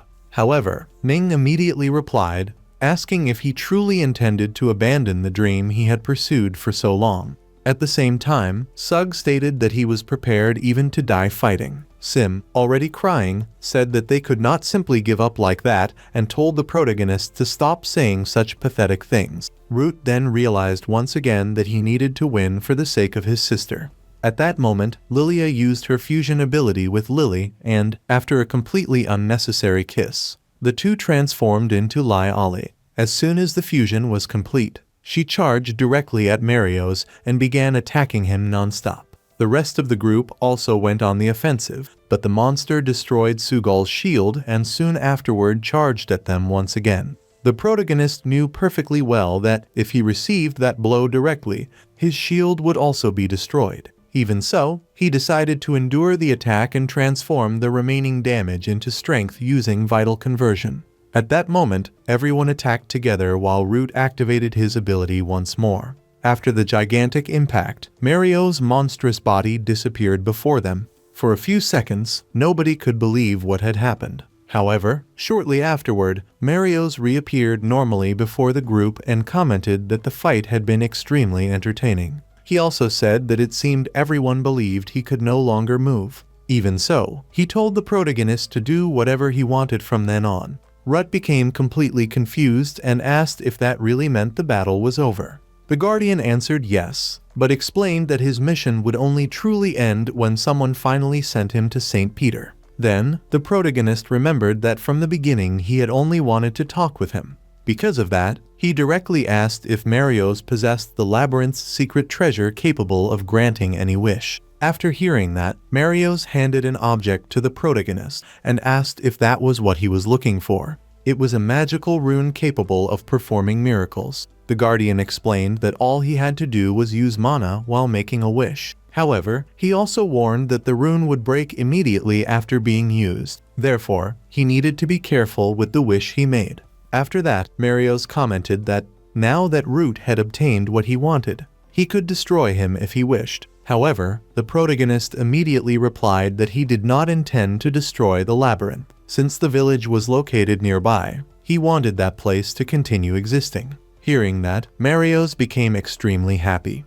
The labyrinth guardian then asked the protagonist if he would like to work together with him from then onward. According to Marios, fighting strong opponents was something he loved. Therefore, he would gladly help the group and even hope to have a rematch in the future, something the protagonist clearly preferred to avoid. After all of that, Root finally returned home and handed the rune to Manisa, saying that it was the treasure he had been searching for all this time. Manisa was surprised and replied that she could not accept it, stating that the protagonist should use the rune on himself instead. However, Rut explained that, even if he did that, the result would practically be the same. After hearing those words, Manisa finally accepted. Then, she asked the rune to grant her deepest wish. Immediately, an intense light illuminated the entire room. Shortly afterward, the protagonist asked if she could feel any difference. At that moment, Manisa happily began moving around while saying that she had far more energy than before. She commented that she normally became short of breath just from walking a little, but now she felt like she could run and spin around non-stop. Seeing that, the protagonist began crying with emotion while hugging Manisa. He said that he had never seen her like that before. Throughout all that time, he had continued his adventures believing that one day he would be able to save her, even with the constant fear of losing her. However, now she was finally truly getting better. At that moment, Hut felt that all the suffering and hardships he had faced up to that point had not been in vain. After that, the situation in Avancha began changing significantly. Many people became interested in the Golden Fields, while the protagonist continued trying to maintain peace in the region. A short time later, Boo and Gur appeared once again and, upon noticing the protagonist's tired expression, commented that it was probably difficult dealing with so many responsibilities as a clan leader. The two then asked whether he should not have someone to help him. Taking advantage of the moment, Rut replied that, actually, he wanted to propose something to the two of them. Some time later, people asked the protagonist if another commotion had happened in the city, and who replied that yes, it had. According to him, the Philogerians left behind extremely valuable materials for crafting weapons and potions. Therefore, it was natural that many people would try to hunt them. Nin also commented that the clan urgently needed new partners. Rut agreed and explained that Manisa would handle the bureaucratic side, but they could not demand too much from her. He also revealed that he had previously tried asking Lilia for help, but she replied that she still did not feel prepared to teach other people. Even so, Lilia asked why he did not try forming alliances with other clans. According to her, it might be better to create balanced partnerships instead of trying to handle everything alone. After all, forming a clan without offering advantages to other groups did not make much sense, because they would hardly agree to help him without gaining something in return. Ninha then asked what exactly they could offer at that moment. The protagonist simply replied that they possessed combat strength.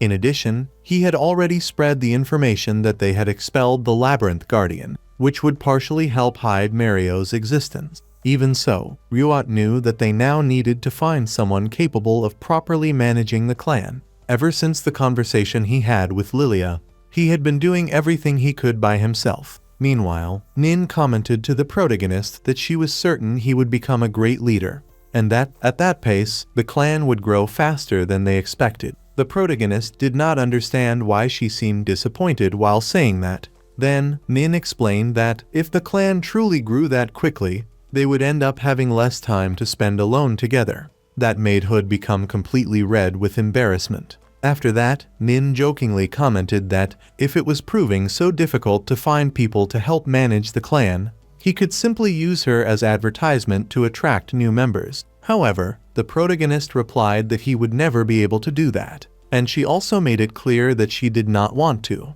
At that moment, they were interrupted by Mario's unexpected arrival. The Guardian showed them a kind of point system that could be used to create creatures or replicate monsters that already existed inside the labyrinth. Rut asked if those points increased automatically. Then, Marios explained that they naturally accumulated over time and also whenever adventurers' shields received damage. Curious, the protagonist asked for a practical demonstration.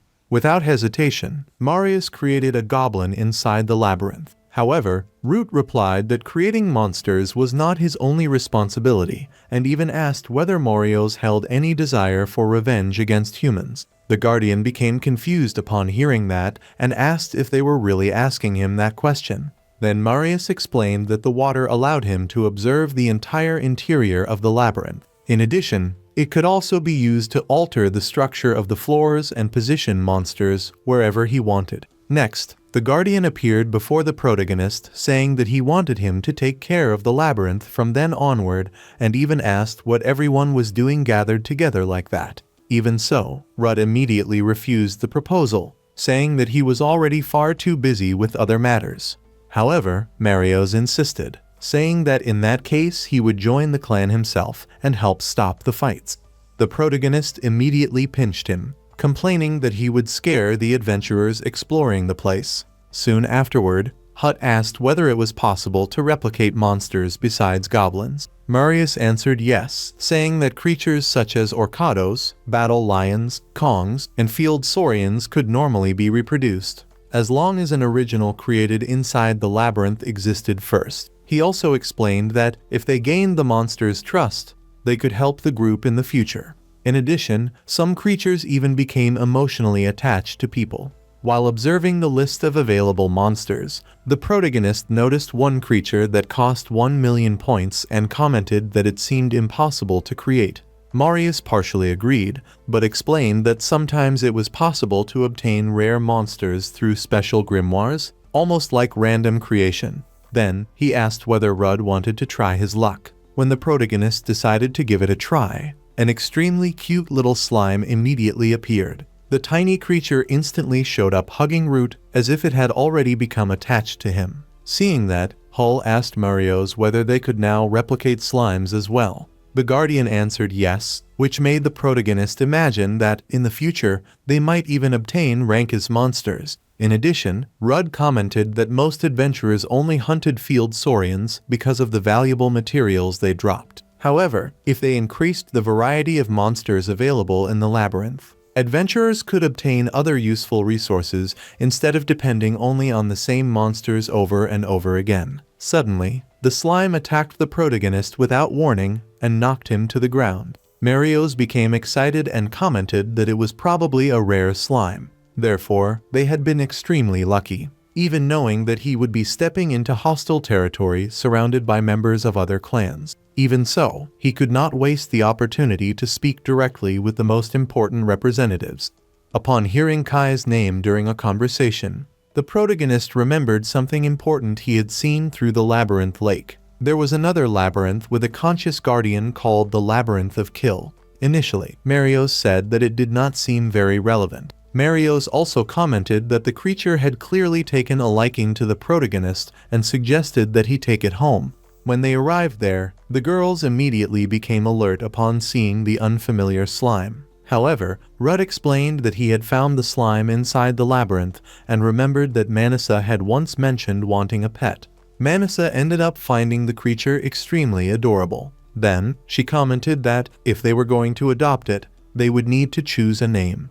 At that moment, she asked the protagonist if he had already thought of one. Completely nervous, Rue replied yes and claimed that he had chosen the cutest name possible after thinking very carefully about it. However, Manisa noticed Luna flower petals stuck to his clothes and said that he had probably only chosen that name because of that. Luna immediately became irritated, while the protagonist desperately tried to change the subject. Then, he decided to call the slime Lime. The girls started laughing after seeing how embarrassed Rut became in that situation. Meanwhile, Boo and Gur were speaking with the leaders of their clans about the proposal Rut had made earlier. After hearing everything, both recommended that their leaders officially invite the protagonist. A few days later, the group arrived in the city of Kelt. While observing the enormous banners spread throughout the place, Marios asked the protagonist what they meant. Root explained that they belonged to the Black Dragon Fang and White Tiger Claw clans. Then, he showed the invitations they had received to participate in a grand ball organized by the Kali family. According to him, that was extremely important because if they conquered the Labyrinth of Kill and found another magical rune, they might be able to completely cure Amisha's illness. Nin then explained that there were rumors saying that even the two great clans had only managed to reach the 4th floor of that labyrinth. Even so, the protagonist replied that the group had grown much stronger since then. Now, they possessed Meikyuu's power. Luna had been constantly training her magic, and Ning was an incredible healer. Therefore, he declared that he would conquer the labyrinth and form alliances with other clans no matter what it took. Later, everyone began preparing for the ball. The girls wore elegant dresses, except for Luna, which made the protagonist imagine that she was probably hiding her rune. When they entered the main hall, all the guests were impressed by the presence of the two great clans gathered in the same place. As soon as Nin appeared, several people started whispering about her. Many wondered what the saint was doing at that event, and some even spoke as if she were the true leader of the group, completely ignoring Ryuot. Then, Ake, the vice leader of the Black Dragon Fang, stepped onto the stage. At the same time, Cynthia, vice leader of the White Tiger Claw, announced that they had a special guest that night and called Ning onto the stage. Ning immediately became irritated and told Rut that she belonged to his clan. Then, the protagonist pulled her away from there, saying that he would complain about it. At that moment, several people began asking who exactly the young man beside her was. Rut then introduced himself as Nin's clan leader. The revelation shocked a large part of the audience, especially because some recognized that he had been part of the hero's former group. In addition, people started commenting that Hut was just a useless tank who had previously been abandoned. He himself admitted that he had been one of the people responsible for suggesting the protagonist's expulsion from the former group.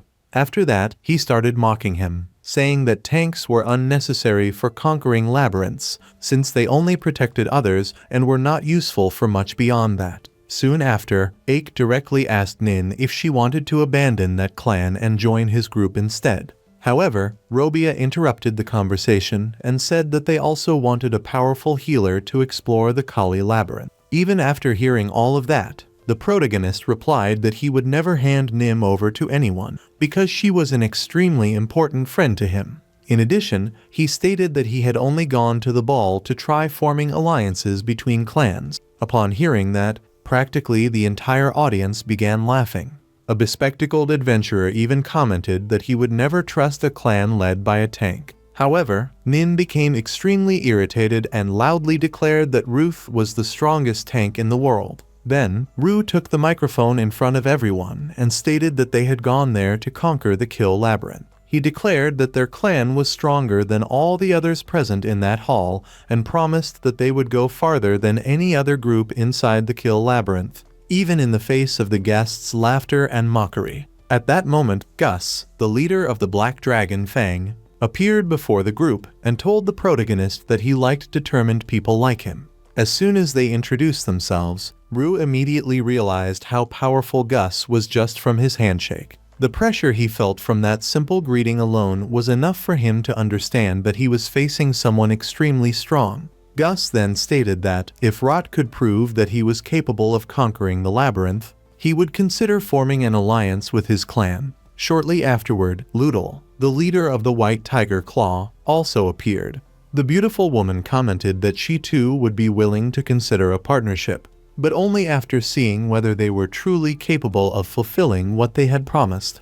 Gus even provoked the protagonist further, saying that he hoped those words were not just empty talk. After that conversation, Rut ended up feeling a little discouraged. However, Marios commented that he had been incredible and asked why nobody seemed to recognize his true strength. Even so, Ru replied that it was impossible to measure someone's power just by looking at their appearance or position. Still, Marios declared that they would reach the end of the Kill Labyrinth and make everyone stop mocking the protagonist. However, before anything else, he decided that he was going to take a bath. Soon afterward, Luna and Nin found Rut. Luna said that he had been incredible at the ball and that she was very happy to hear everything he had said in front of the other clans. Janin sincerely thanked him for defending her in front of everyone. After the conversation, the girls left while the protagonist continued thinking about the situation. Not even the two greatest clans had managed to conquer that labyrinth. Therefore, he knew perfectly well that it would not be easy. Shortly afterward, Rue was suddenly surprised by Lily, who grabbed his arm and said that she needed his help.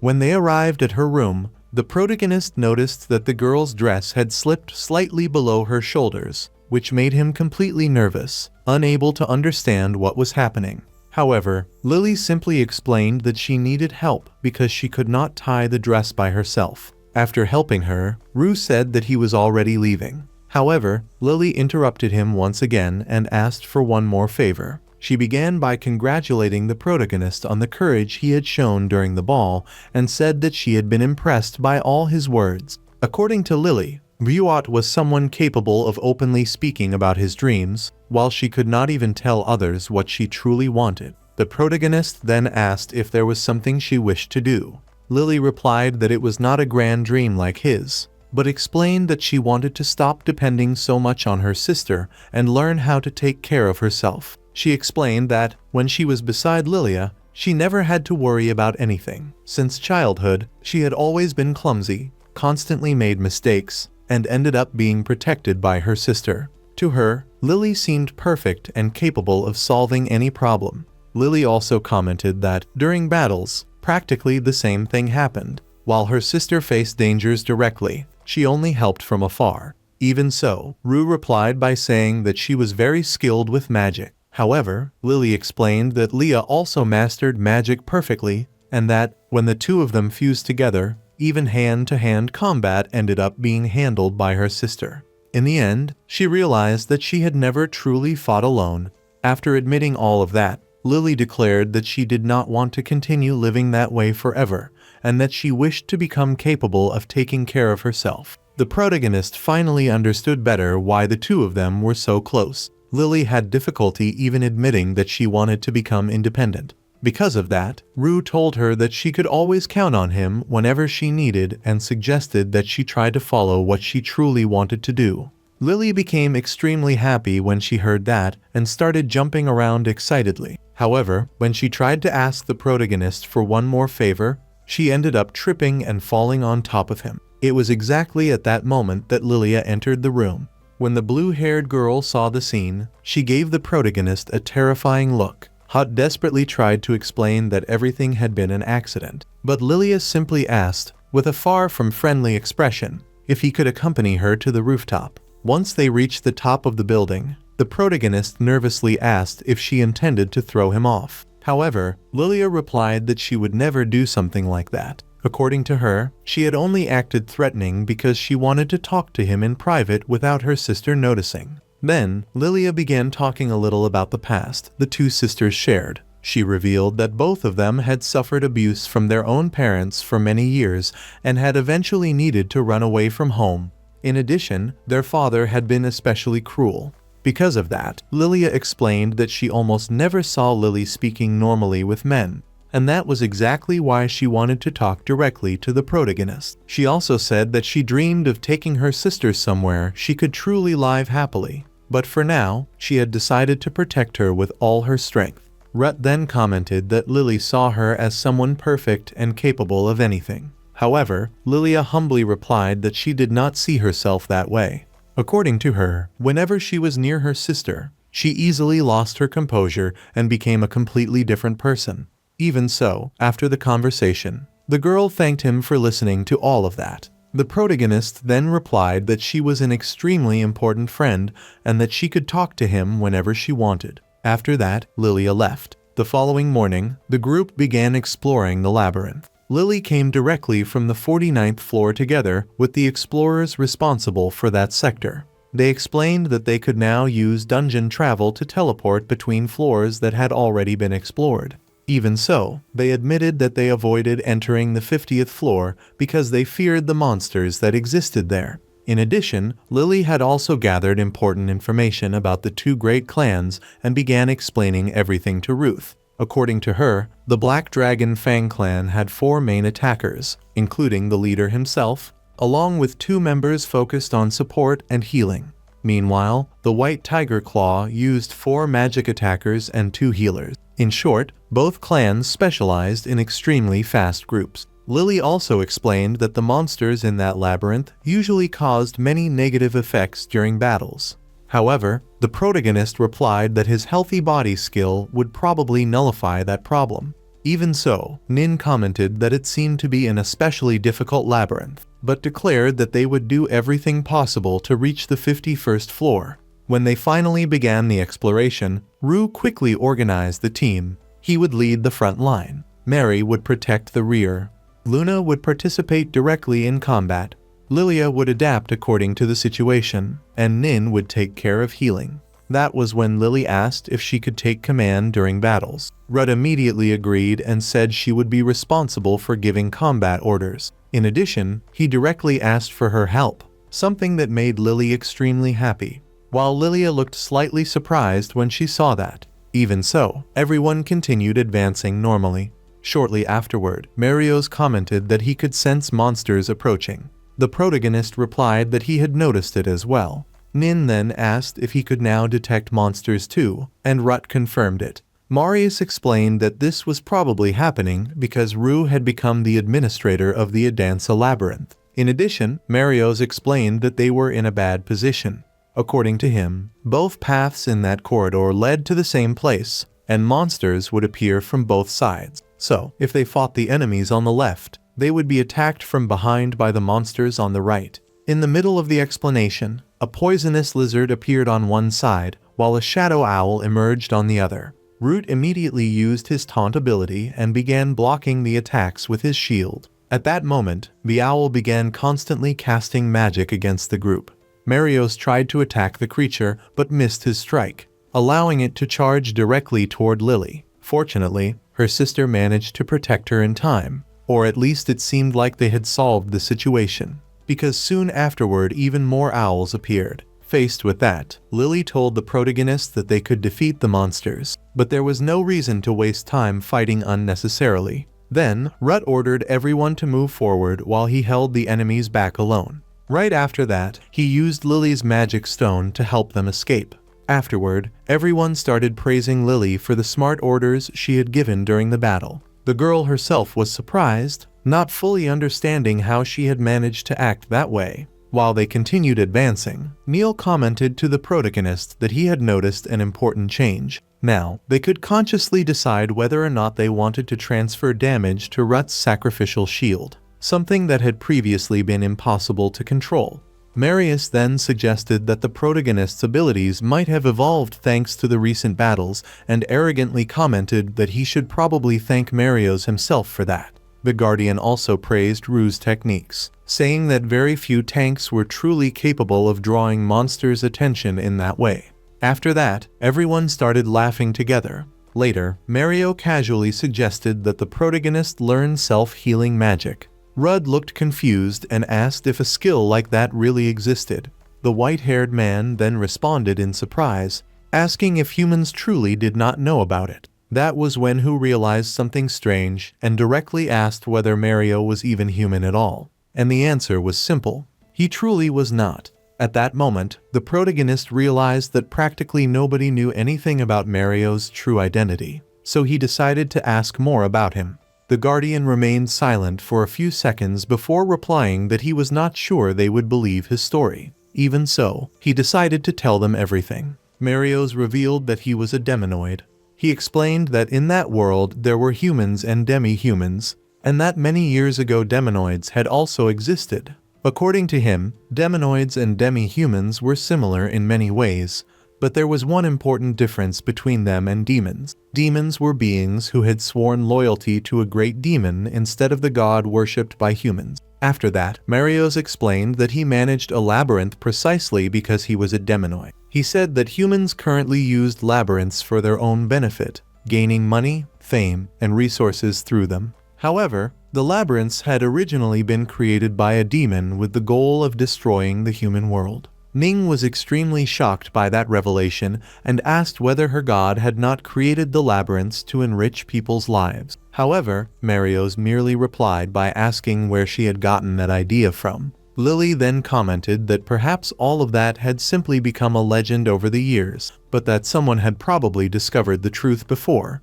just as they were discovering it now. Shortly afterward, Marios also warned the group about Kai's labyrinth. According to him, there was probably a powerful demon managing that place. Therefore, everyone would need to be extremely careful when facing the guardian there. Rut then asked if he truly did not mind fighting another demonoid, since they belonged to the same race. However, Marios immediately replied that he hated those beings. According to him, if the demons insisted on living that way, he would crush every single one of them, not as a demonoid, but as Marios.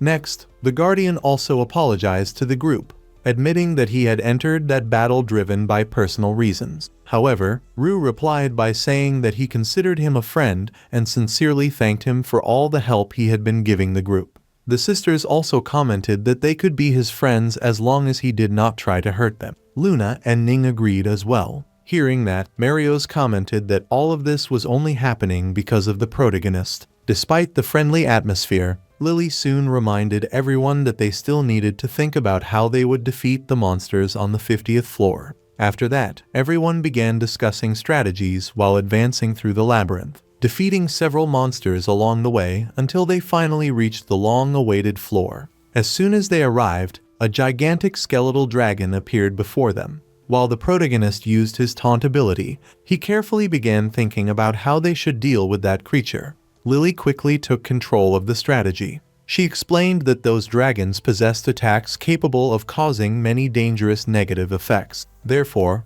Ruot would need to draw the monster's attention first, while the rest of the team kept their distance. In addition, Lily ordered Lilia and Mary to attack from outside the dragon's direct range and explained that, since it was a skeleton, it would be more effective to destroy the bones rather than simply cut them. She also reminded everyone that the monster was vulnerable to fire, so they should imbue their weapons with flame magic. Ruot continued fighting the dragon directly while Lily supported the battle. The protagonist constantly tried to avoid standing beneath the creature's wings, imagining that it might indicate when the dragon was preparing an attack. However, the dragon was much faster than he expected and still managed to hit him. While Marios and Lilia assisted with the assault, the dragon suddenly went berserk and launched an area attack against everyone. Rut was surprised and imagined that it was probably a large-scale attack. Worried, he rushed to check on his companions. Fortunately, they said they had only suffered minor scratches, but they realized that the attack carried some kind of strange poison.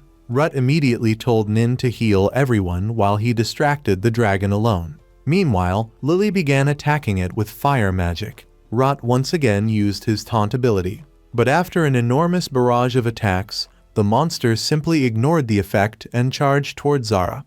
The dragon then launched a kind of strange sludge at the protagonist. Realizing what was happening, Lan quickly asked the girls to use water magic to neutralize the attack. Min immediately helped while realizing that the battle was still going to last quite a while. Then, she created a powerful healing field. The protagonist explained that it was a unique sacred ability capable of even restoring the group's shields.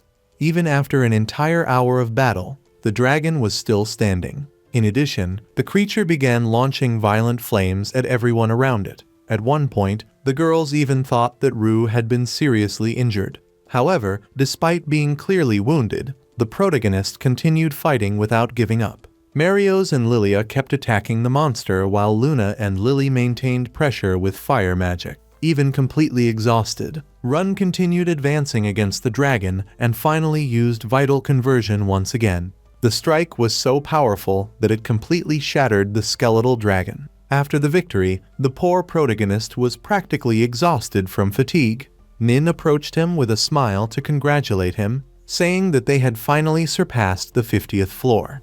Even so, she commented that she hoped he was not planning to continue to the 51st floor on that same day. Fortunately, Rut agreed that they had already done more than enough for the time being. Some time later, Lily commented to the protagonist that it might be better not to immediately sell the items they had collected on that floor. According to her, if they did so now, everyone would realize that they were advancing very deep into the labyrinth. Rudd agreed with the idea and said they would sell everything later.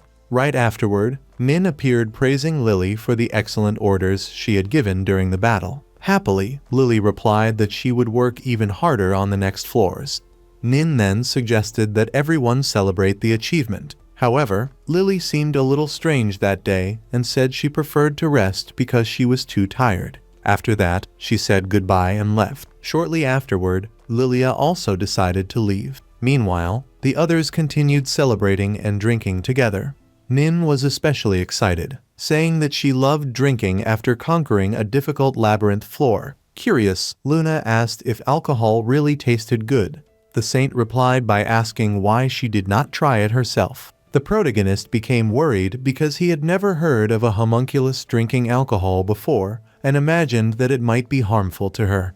Even so, Luna insisted so much that Root eventually allowed her to try a little. However, after tasting it, she made a horrible face and said it was far too bitter. Nin, already completely excited from the alcohol, replied that she just needed to get used to it because the more she drank, the better it would taste. After that, Nin took the opportunity to change the subject and commented that Rut seemed very close to Lilia and Lily lately. Quite nervous, the protagonist replied that they were still exactly the same as before. Even so, Nin directly asked Luna what she thought about it. Slightly dizzy because of the alcohol, Luna honestly replied that she really did think the three of them had become closer now. Then, Rudd tried to clarify everything, explaining that the sisters had helped the group a lot despite not officially belonging to the clan. However, Luna took advantage of the moment to directly ask the protagonist whether they truly needed to remain only companions. Rue immediately replied that she was clearly drunk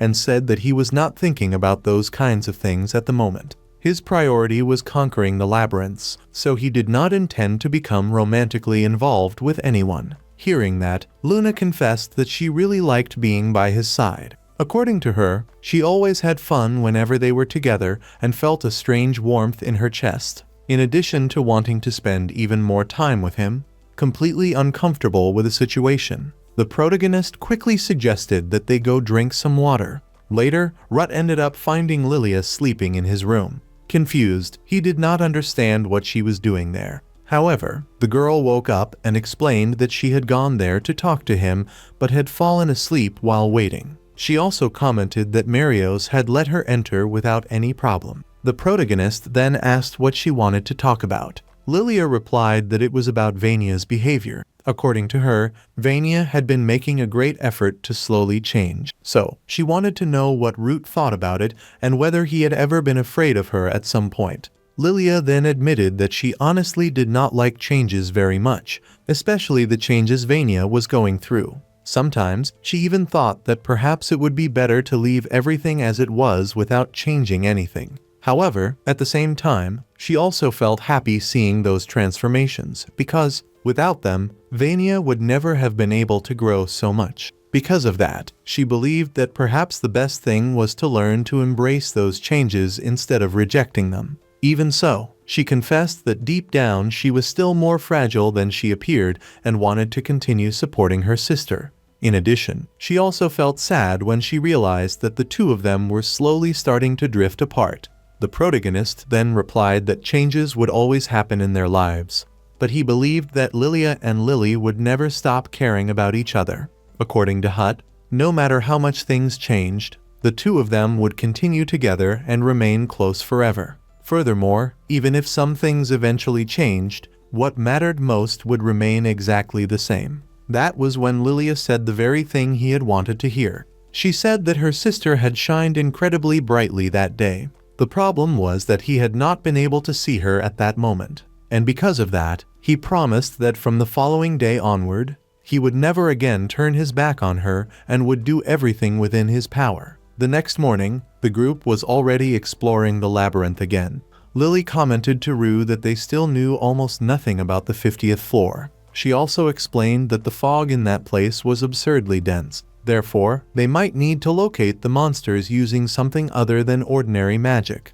Ru then asked Lily to focus on detecting enemies, while he and Mario searched for signs around them as much as possible. He also warned Luna to remain alert at all times. As for Luna, well, she had barely made it there in time. Taking advantage of the opportunity, she told the protagonist that everything she had said the previous day had been meaningless.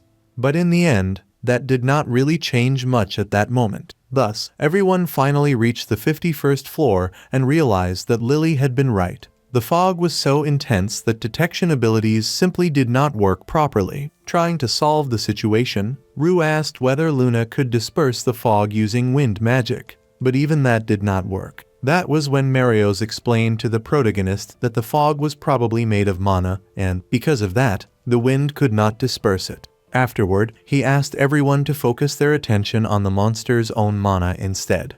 The protagonist then activated his special eyes and tried to see through the fog. It was not perfect, but it was already enough for him to notice where the enemies were hiding. Shortly afterward, he warned the others that something was coming toward them, and immediately used taunt.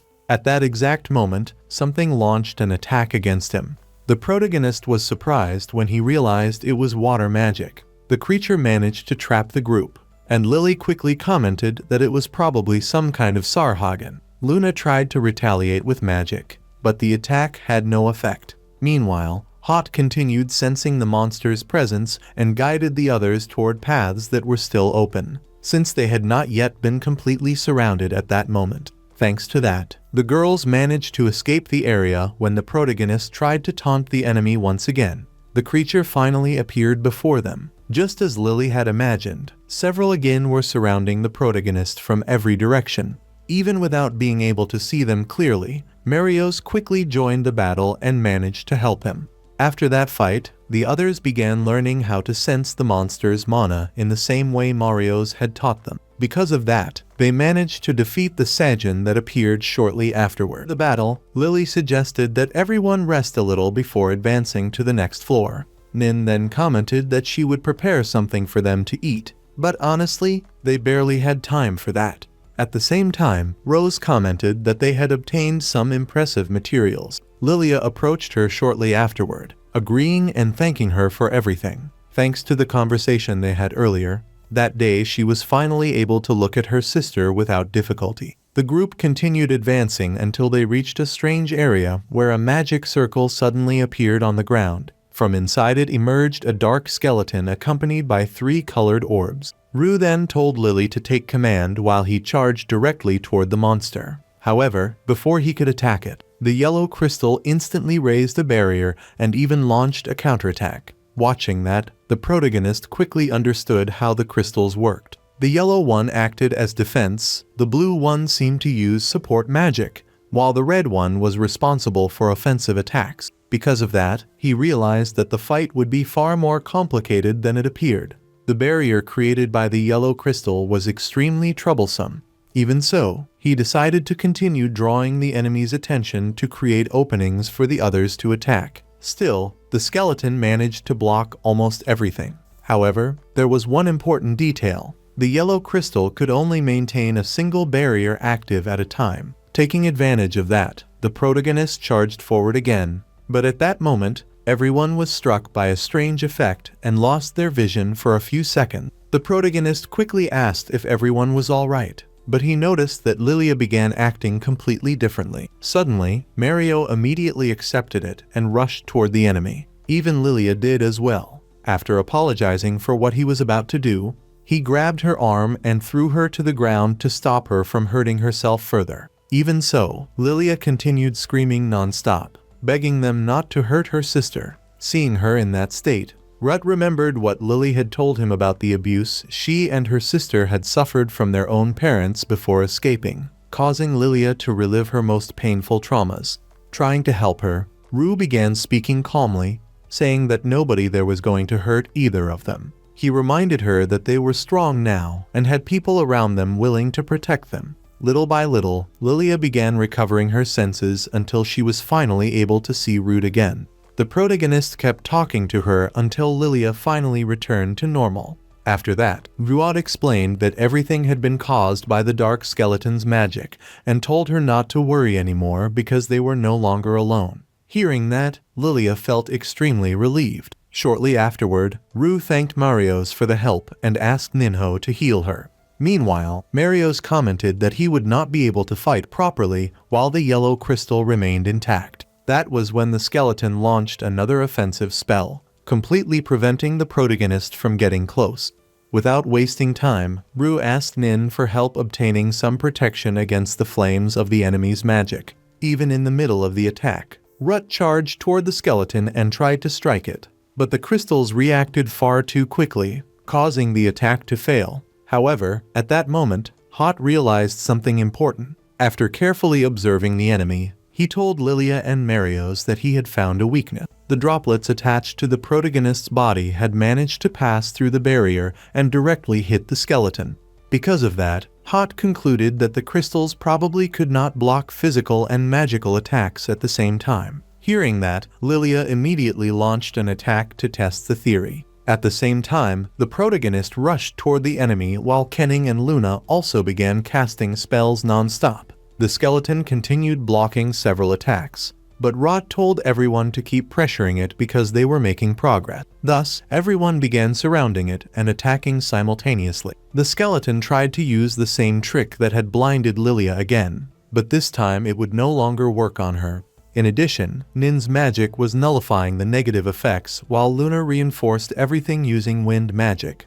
In that way, wind, water, and fire spells continuously struck the enemy all at once. In the middle of that intense battle, Nin noticed that the yellow crystal was glowing. That meant it would probably try to create another barrier to escape. She immediately warned Rut, worried because the spells would also end up hitting him. The two skeletons immediately charged toward the protagonist. He then asked Lilia and Marios to handle one of them, but Marios replied that he had no idea which one was the real one. Even so, Lilia stated that it did not matter because, no matter what, they would end up protecting Ruth anyway. However, Luna was faster than everyone else and managed to figure out which of the two was the real one. Immediately, she and Marios rushed after it. While the girls continued casting magic non-stop, Rut approached the skeleton to attack it directly. Little by little, the barrier began to crack. Realizing this, he shouted for Lilia and Mario to attack at that exact moment. The two landed the final blow on the defense, completely shattering the skeleton's barrier.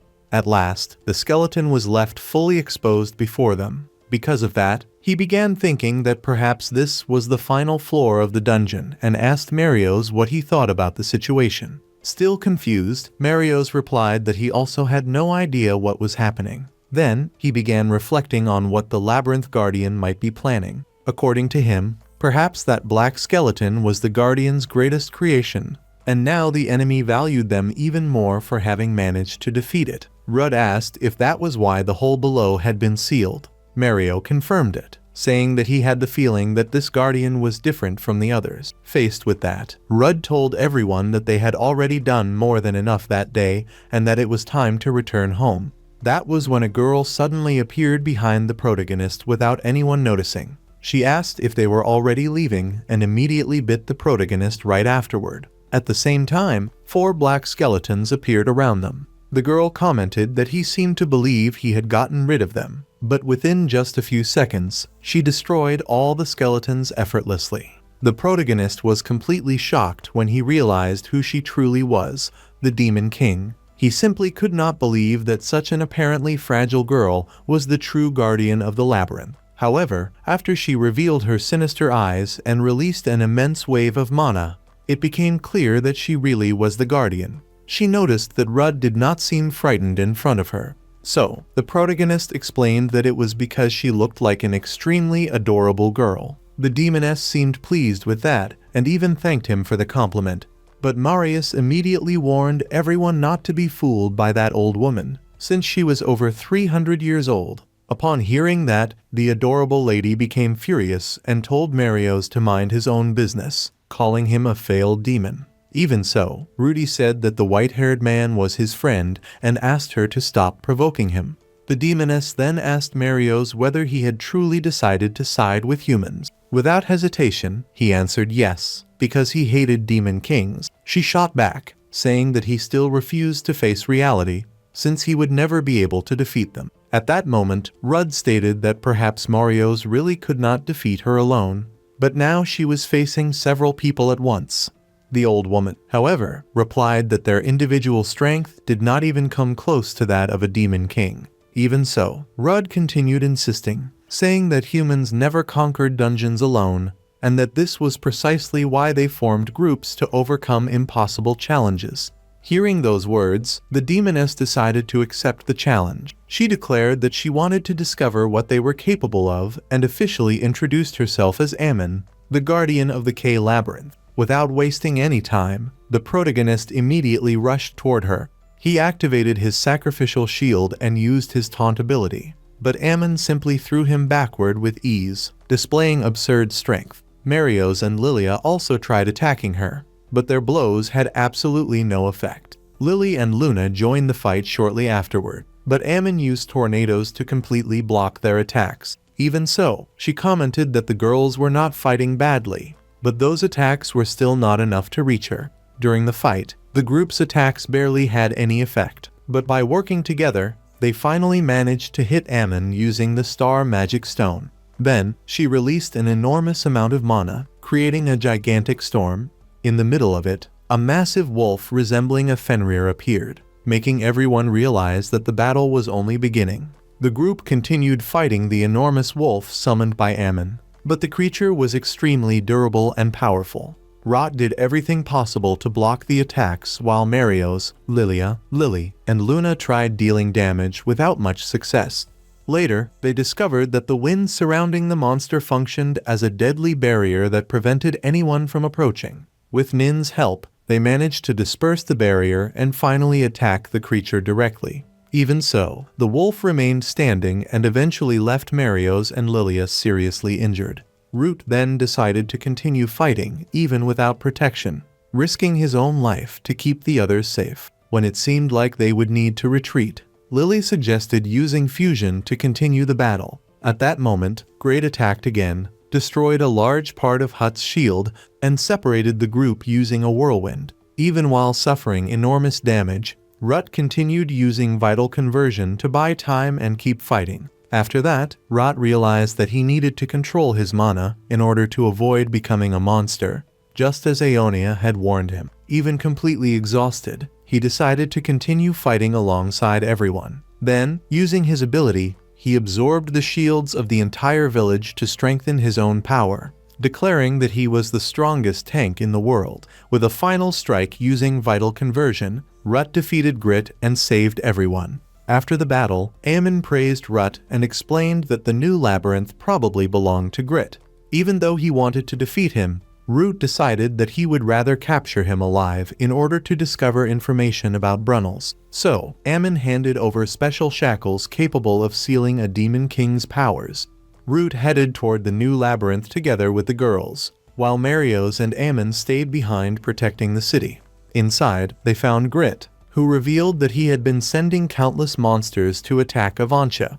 During the conversation, he also discovered that Luna and Samina were homunculi and tried to convince Luna to return to him, but she immediately refused, declaring that Hut was her true master. The battle began shortly afterward. Grit displayed absurd strength and injured Samina, but Rut refused to allow any companion to sacrifice herself. Taking advantage of an opening created by the girls, he managed to place the special shackles on Grit and began taking him back to the village. Meanwhile, in Avancha, Marios, Ammon, and the others protected the city from the monsters. Ammon ended up joining the battle motivated by the promise of donuts.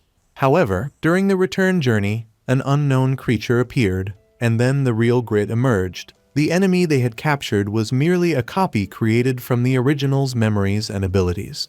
The true Grit appeared and proved to be far stronger and faster than anyone had imagined. Even with the help of Leela, Samina, and the other girls, Hut could barely keep up with his movements. During the battle, Grit destroyed almost all of the protagonist's shield and left the group on the verge of defeat. Desperate to protect everyone, Hut forced his mana beyond its limit and partially lost control, entering a monstrous state in which he mercilessly beat Grit while a voice in his mind ordered him to destroy everything. They could barely bring him back to normal. Then, Rot realized that he needed to control his own mana in order to avoid becoming a true monster. Even while injured, he decided to continue fighting and activated the sacrificial shield, absorbing the shields of the entire village into himself. With overwhelming power, Rut declared that he was the strongest tank in the world and unleashed a final attack using Vital Conversion, defeating Grit and saving everyone. After the victory, Root and the girls returned to the village and were welcomed as heroes. Peace finally returned to the place, and everyone continued living their lives normally while celebrating the protagonist and his companions.